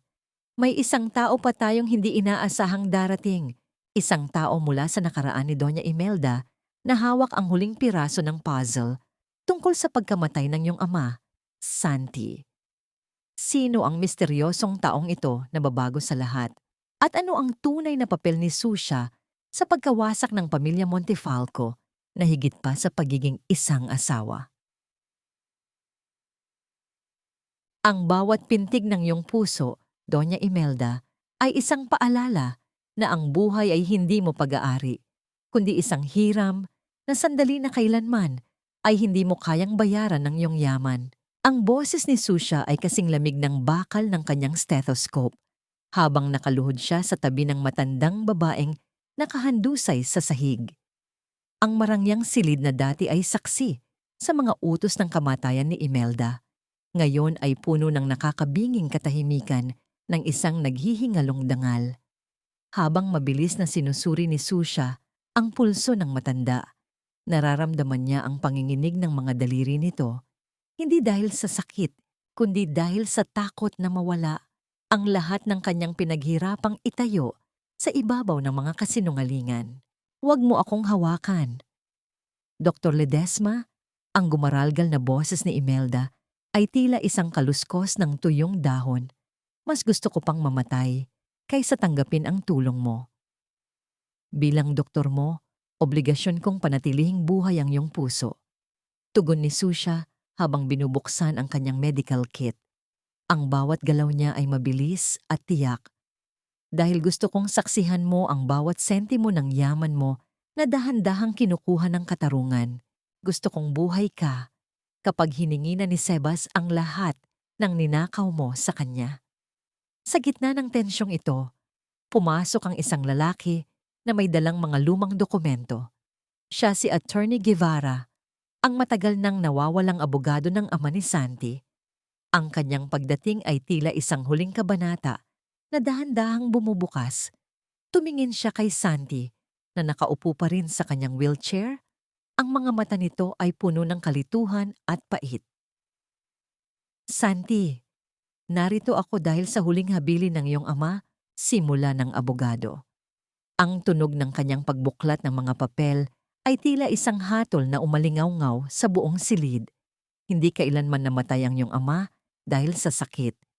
Pinatay siya ng unti-unting lason na itinanim sa kanyang pagkain. Ang parehong lason na ginamit ni Valentina sa iyo. At ang mastermind sa likod ng lahat ng ito ay walang iba kundi ang iyong sariling ina upang makuha ang buong kontrol sa kumpanya. Isang malakas na pagsinghap ang kumawala sa mga labi ni Santi. Ang kanyang mundo ay tuluyan ng gumuho. Ang bawat alaala ng kanyang ama, ang bawat luhang iniyak niya sa libing nito, ay tila naging isang malaking panloloko. Ma, totoo ba ito? Ang boses ni Santi ay basag, puno ng pighati na tila isang sugat na hindi na kailanman maghihilom. Pinatay mo si Papa? Ang sarili mong asawa?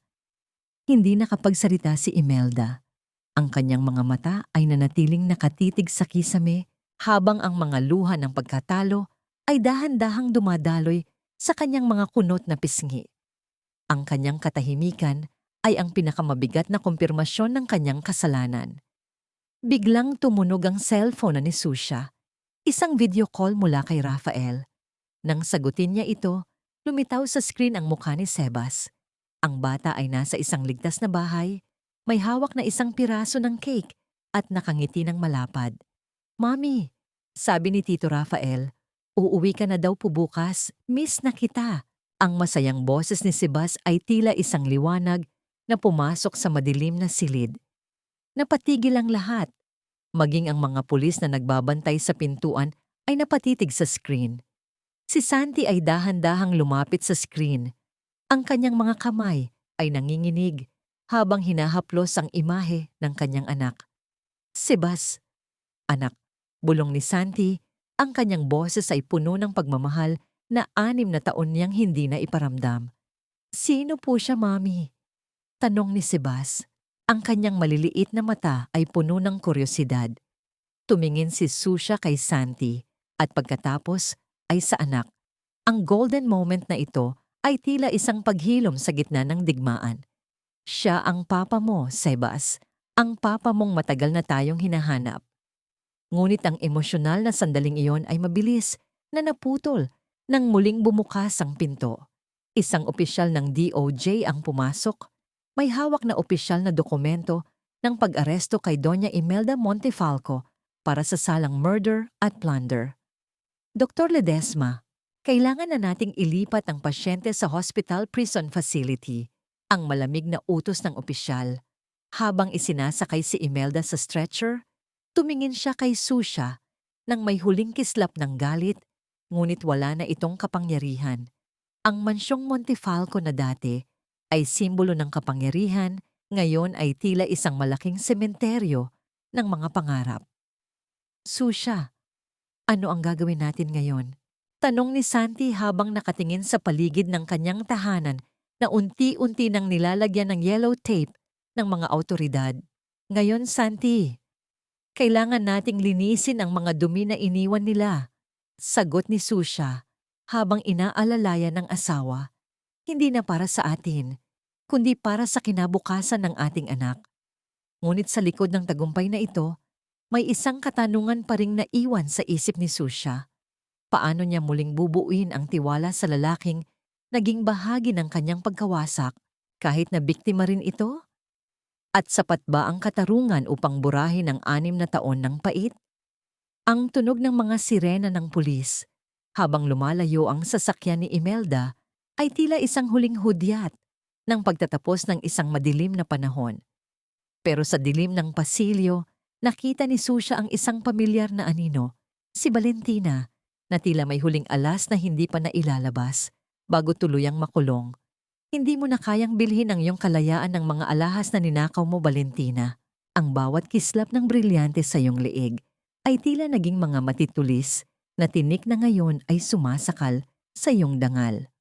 Ang boses ni Susha ay matatag habang nakatayo siya sa kabila ng rehas na bakal ng holding cell sa presinto. Doon, sa loob ng maliit at madilim na silid na amoy kalawang at pawis, ay nakaupo si Valentina. Wala na ang marangyang ayos ng kanyang buhok at ang kanyang mamahaling damit ay gusot-gusot na, tila isang simbolo ng kanyang nadurog na kapangyarihan. Ang tunog ng mga yabag ng mga pulis sa pasilyo ay tila isang martsa ng paghuhukom na hindi niya matakasan. Akala mo ba ay nanalo ka na, Susha?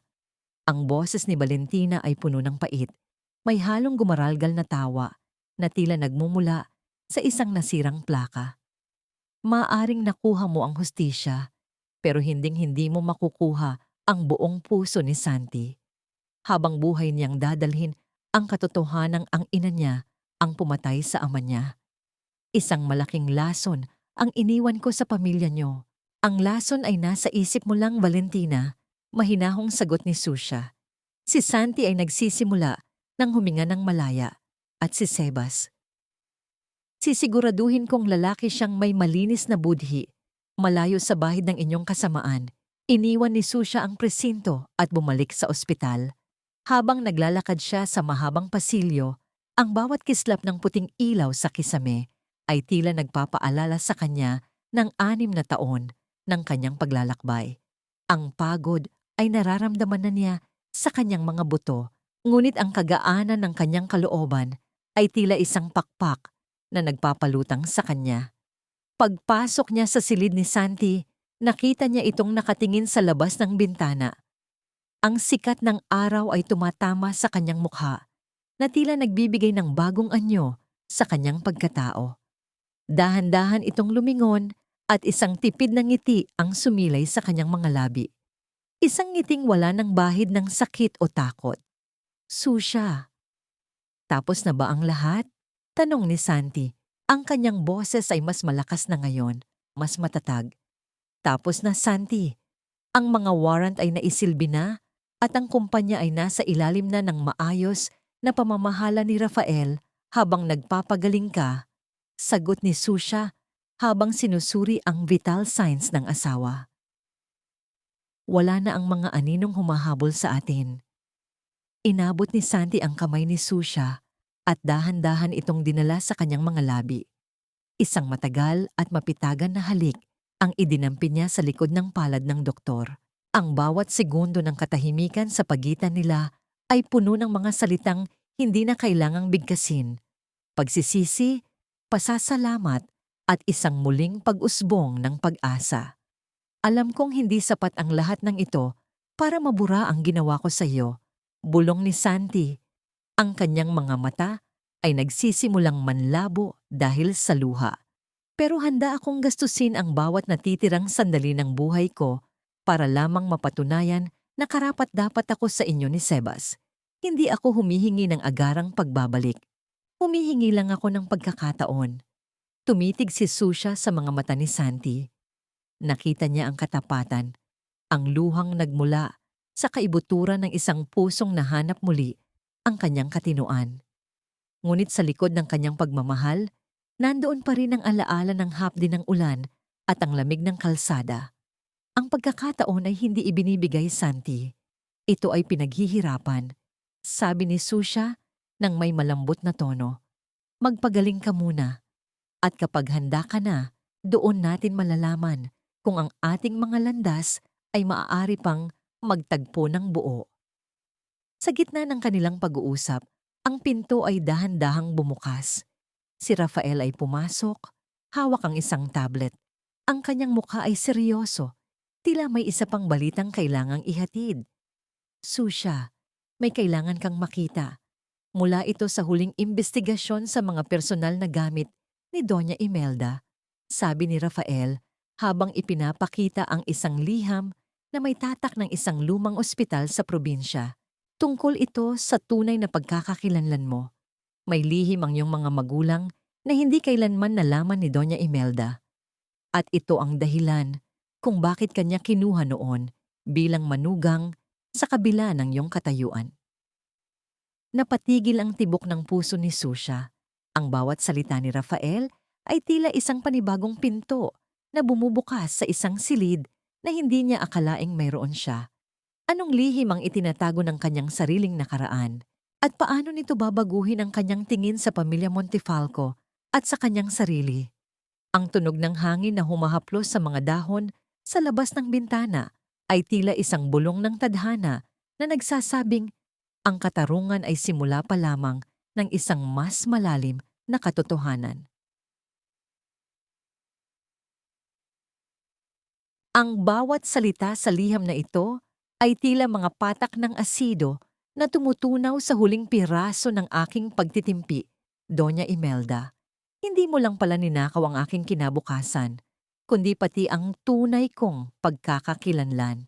Ang boses ni Susha ay nangangatal sa tindi ng emosyon habang hawak ang lumang papel na kulay dilaw na sa kalumaan. Sa loob ng tahimik na silid sa ospital, ang tanging maririnig ay ang mahinang paghampas ng kurtina sa pasimano ng bintana dahil sa hanging dala ng dapit hapon. Ang katotohanang nakasulat sa liham ay mas masakit pa sa sampal. Si Susha ay hindi pala isang hamak na ulila na kinuha ni Imelda mula sa awa. Siya ang anak ng dating kasosyo ng ama ni Santi na dinaya at pinabagsak ni Imelda sa negosyo. Kinuha siya ng matanda upang masiguro na hindi kailanman mabubunyag ang krimen at upang mapanatili ang kontrol sa mga ari-ari ang dapat ay kay Susha. Nakatitig si Santi sa kanyang asawa. Ang kanyang mga mata ay puno ng purong pighati at hiyang hindi maipaliwanag. Ang pag-ibig na akala niya ay sapat na upang bumawi ay tila naging isang malaking utang na hindi niya kailanman mababayaran. Ang kasalanan ng kanyang ina ay naging sarili niyang krus na kailangang pasanin. Susha, hindi ko alam. Maniwala ka. Wala akong kinalaman sa plano ni Mama. Ang pagsusumamo ni Santi habang pilit na inaabot ang laylayan ng damit ni Susha. Ang kanyang boses ay basag, tila isang pusong dinudurog ng katotohanan. Ang lahat ng ari-arian ng mga Montefalco, ang kumpanya, ang mansyon. Sa iyo dapat lahat ito. Handa akong ibalik ang bawat sentimo sa iyo. Huminga ng malalim si Susha, pilit na pinapakalma ang kanyang nagngangalit na kalooban. Hindi pera ang kailangan ko, Santi. Ang kailangan ko ay ang 6 na taon na kinuha ninyo sa akin. Ang mga gabing umiiyak ako sa gutom habang buntis ako kay Sebas. Ang mga sandaling tinawag niyo akong marumi sa harap ng maraming tao. Sa gitna ng mabigat na usapang ito, ang pinto ay dahan-dahang bumukas. Isang batang lalaki na may suot na asul na polo ang nahihiyang sumilip. Si Sebas. Kasama niya si Rafael na nakangiti ng tipid, tila nagbibigay ng lakas ng loob sa bata. Ang katahimikan sa silid ay tila napalitan ng isang mahiwagang liwanag nang pumasok si Sebas. Ito ang unang pagkakataon na magkakasama silang tatlo sa isang silid sa loob ng 6 na taon.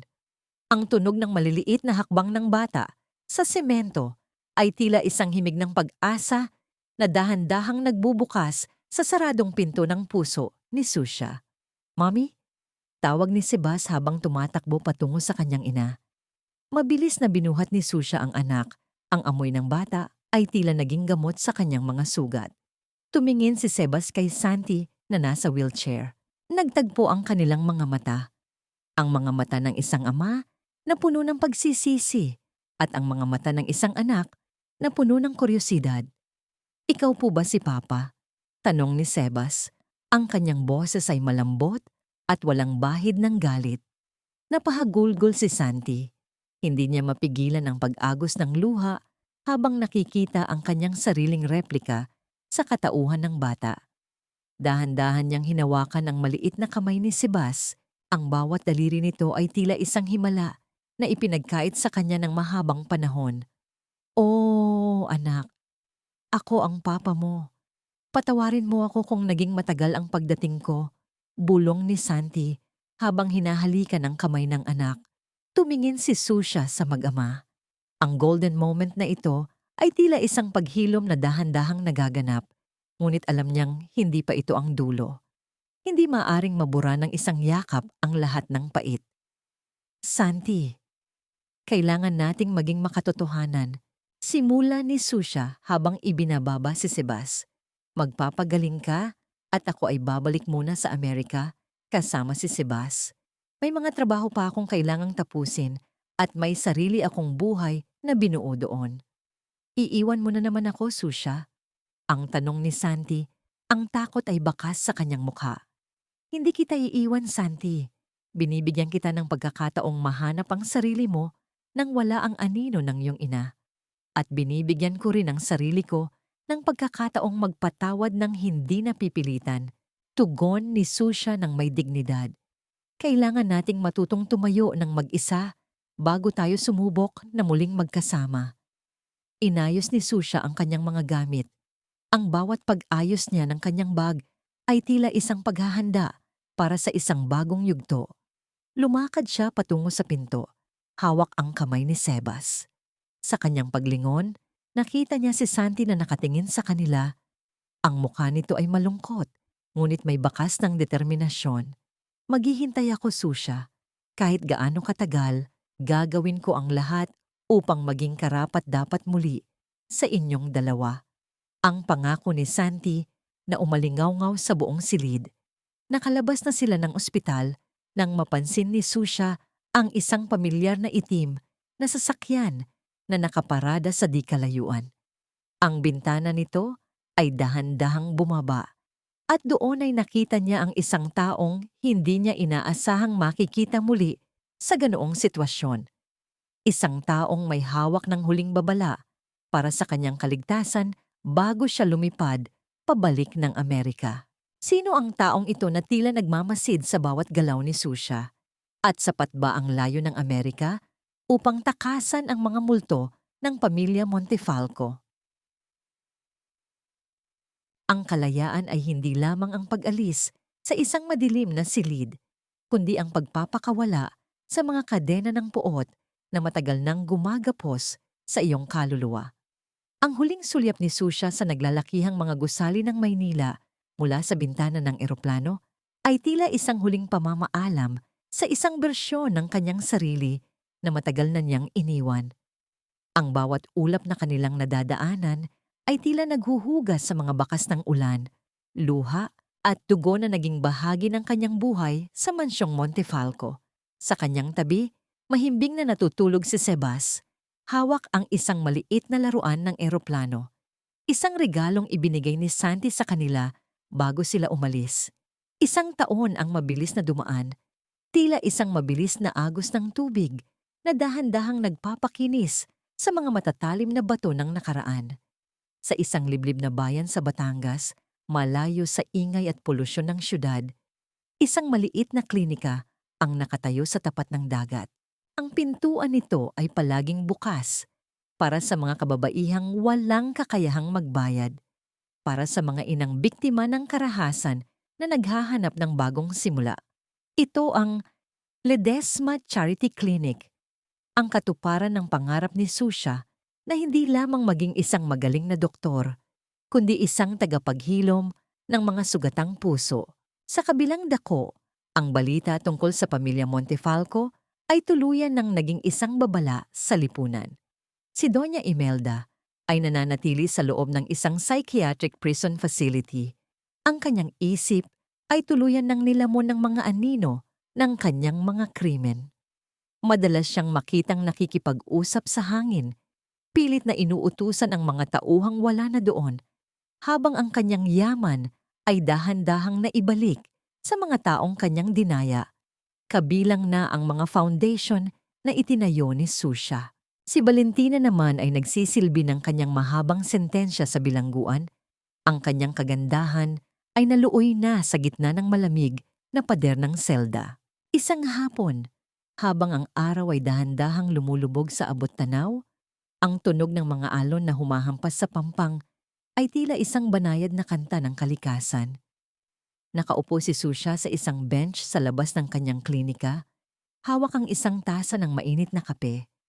Ang amoy ng dagat ay humahalo sa amoy ng mga bulaklak sa kanyang hardin. Isang pamilyar na anino ang dahan-dahang lumapit. Ang tunog ng mga yabag ng sapatos sa buhanginan ay hindi na nagdudulot ng kaba kay Susha. Paglingon niya, nakita niya si Santi. Wala na ang mamahaling suit. Wala na ang aura ng pagiging makapangyarihan. Nakasuot siya ng simpleng puting t-shirt at maong. Ang kanyang balat ay bahagyang nangitim dahil sa pagtatrabaho sa isang maliit na construction firm sa probinsya. "Kumusta ang mga pasyente mo ngayon?" tanong ni Santi. Ang kanyang boses ay puno ng kapayapaan. "Marami silang dumating ngayon. Ngunit lahat sila ay nakauwing may ngiti." Tugon ni Susha habang binibigyan ng puwang si Santi sa kanyang tabi. Hindi sila agad nag-usap ng malalim. Ang bawat segundo ng katahimikan sa pagitan nila ay hindi na mabigat. Ito ay katahimikang puno ng pagtanggap. Sa loob ng isang taon, pinatunayan ni Santi ang kanyang pangako. Hindi niya ginamit ang kanyang pangalan o ang natitira niyang koneksyon. Nagtrabaho siya mula sa ibaba, dahan-dahang binabayaran ang bawat utang na iniwan ng kanyang pamilya at matiyagang naghihintay sa bawat pagkakataon na makasama si Sebas tuwing weekend. "Mommy, Papa, look at my sandcastle." Sigaw ni Sebas habang tumatakbo patungo sa kanila. Ang kanyang mga binti ay punong-puno ng buhangin. Mabilis na binuhat ni Santi ang anak at inikot-ikot ito sa hangin, na nagresulta sa malakas na tawa ng bata na umalingaw-ngaw sa buong dalampasigan. Ang golden moment na ito ay tila isang perpektong painting ng isang pamilyang binuo muli mula sa mga pira-pirasong pagkakamali. "Susha," bulong ni Santi habang ibinababa ang anak. Tumingin siya ng diretso sa mga mata ng babaeng pinakamahal niya. "Salamat. Dahil binigyan mo ako ng pagkakataong makita ang mundo sa iyong mga mata. Salamat dahil hindi mo ako hinayaang mamatay sa dilim." Hinawakan ni Susha ang kamay ni Santi. Ang init ng kanilang mga palad ay tila isang pangako na ang bukas ay hindi na kailangang maging kasing pait ng kahapon. Ang patawad ay hindi isang mabilis na desisyon, Santi. Ito ay isang mahabang paglalakbay. At sa bawat hakbang nating dalawa, nararamdaman kong unti-unti nang naglalaho ang mga pilat. Naglakad silang tatlo patungo sa dalampasigan, habang ang langit ay nagbabago ang kulay mula sa kahel patungo sa malalim na lila. Ang tunog ng kanilang mga tawa ay humahalo sa tunog ng dagat, tila isang masayang koro ng muling pagsilang. Wala silang marangyang kasalan, wala silang mansyong ipinagmamalaki. Ngunit sa ilalim ng malawak na kalangitan, taglay nila ang pinakamalaking kayamanan, ang katotohanan, ang katarungan, at ang kalayaang magmahal ng walang takot. Tumingin si Susha sa malayo, sa lugar kung saan ang langit at dagat ay tila nagtatagpo. Isang tipid na ngiti ang sumilay sa kanyang mga labi. Sa wakas, ang bagyong nagsimula sa isang anibersaryo ay tuluyan nang natapos at ang sumunod na umaga ay puno ng liwanag na kailanman ay hindi na muling kukurap. Ang kwento ni Susha ay hindi lamang tungkol sa isang babaeng nagtagumpay laban sa mga kontrabida. Ito ay tungkol sa isang pusong natutong maghilom, isang kaluluwang nahanap ang kanyang lakas sa gitna ng kahinaan, at isang pag-ibig na napatunayang sa bawat paglubog ng araw, laging may pag-asang naghihintay sa muling pagsikat nito. At sa ilalim ng nagbabagong kulay ng langit, ang dating mga sugat ni Susha ay naging mga pilat na lamang ng kanyang katapangan. Patunay na ang bawat dulo ay simula lamang ng isang mas magandang bukas. Maraming salamat sa inyong pagtitiyaga at pakikinig hanggang sa huling sandaling ito ng ating kwento. Habang hinahabi ko ang bawat salita sa buhay ni Susha, lalo na noong mga gabing siya ay nag-iisa at luhaan sa gitna ng unos, madalas ding manlabo ang aking paningin dahil sa sarili kong mga luha. Ang bawat hapdi na kanyang naramdaman ay tila humahaplos din sa aking puso, dahil ang kwentong ito ay hindi lamang basta katangisip. Ito ay hango sa mga himig ng tunay na buhay, sa mga lihim na sakripisyo ng mga ina, at sa hindi matatawarang tatag ng mga kababaihang tulad ninyo na nakikinig ngayon habang abala sa inyong mga tahanan. Nais kong ipaalala sa inyo na ang bawat pagsubok ay tila isang butil ng binhi na itinatanim sa dilim. Maaaring mahirap ang simula, ngunit sa tulong ng pananampalataya at pagpatawad, ito ay mamumukadkad din bilang isang magandang bulaklak ng katarungan at kapayapaan. Ang pag-ibig ay hindi lamang tungkol sa tamis ng pagsasama, kundi tungkol din sa tapang na harapin ang mga anino ng nakaraan upang mahanap ang sariling liwanag ng bukang liwayway. Ngunit bago tayo tuluyang magpaalam, nais kong iwanan sa inyo ang isang katanungan na hanggang ngayon ay naglalaro sa aking isipan.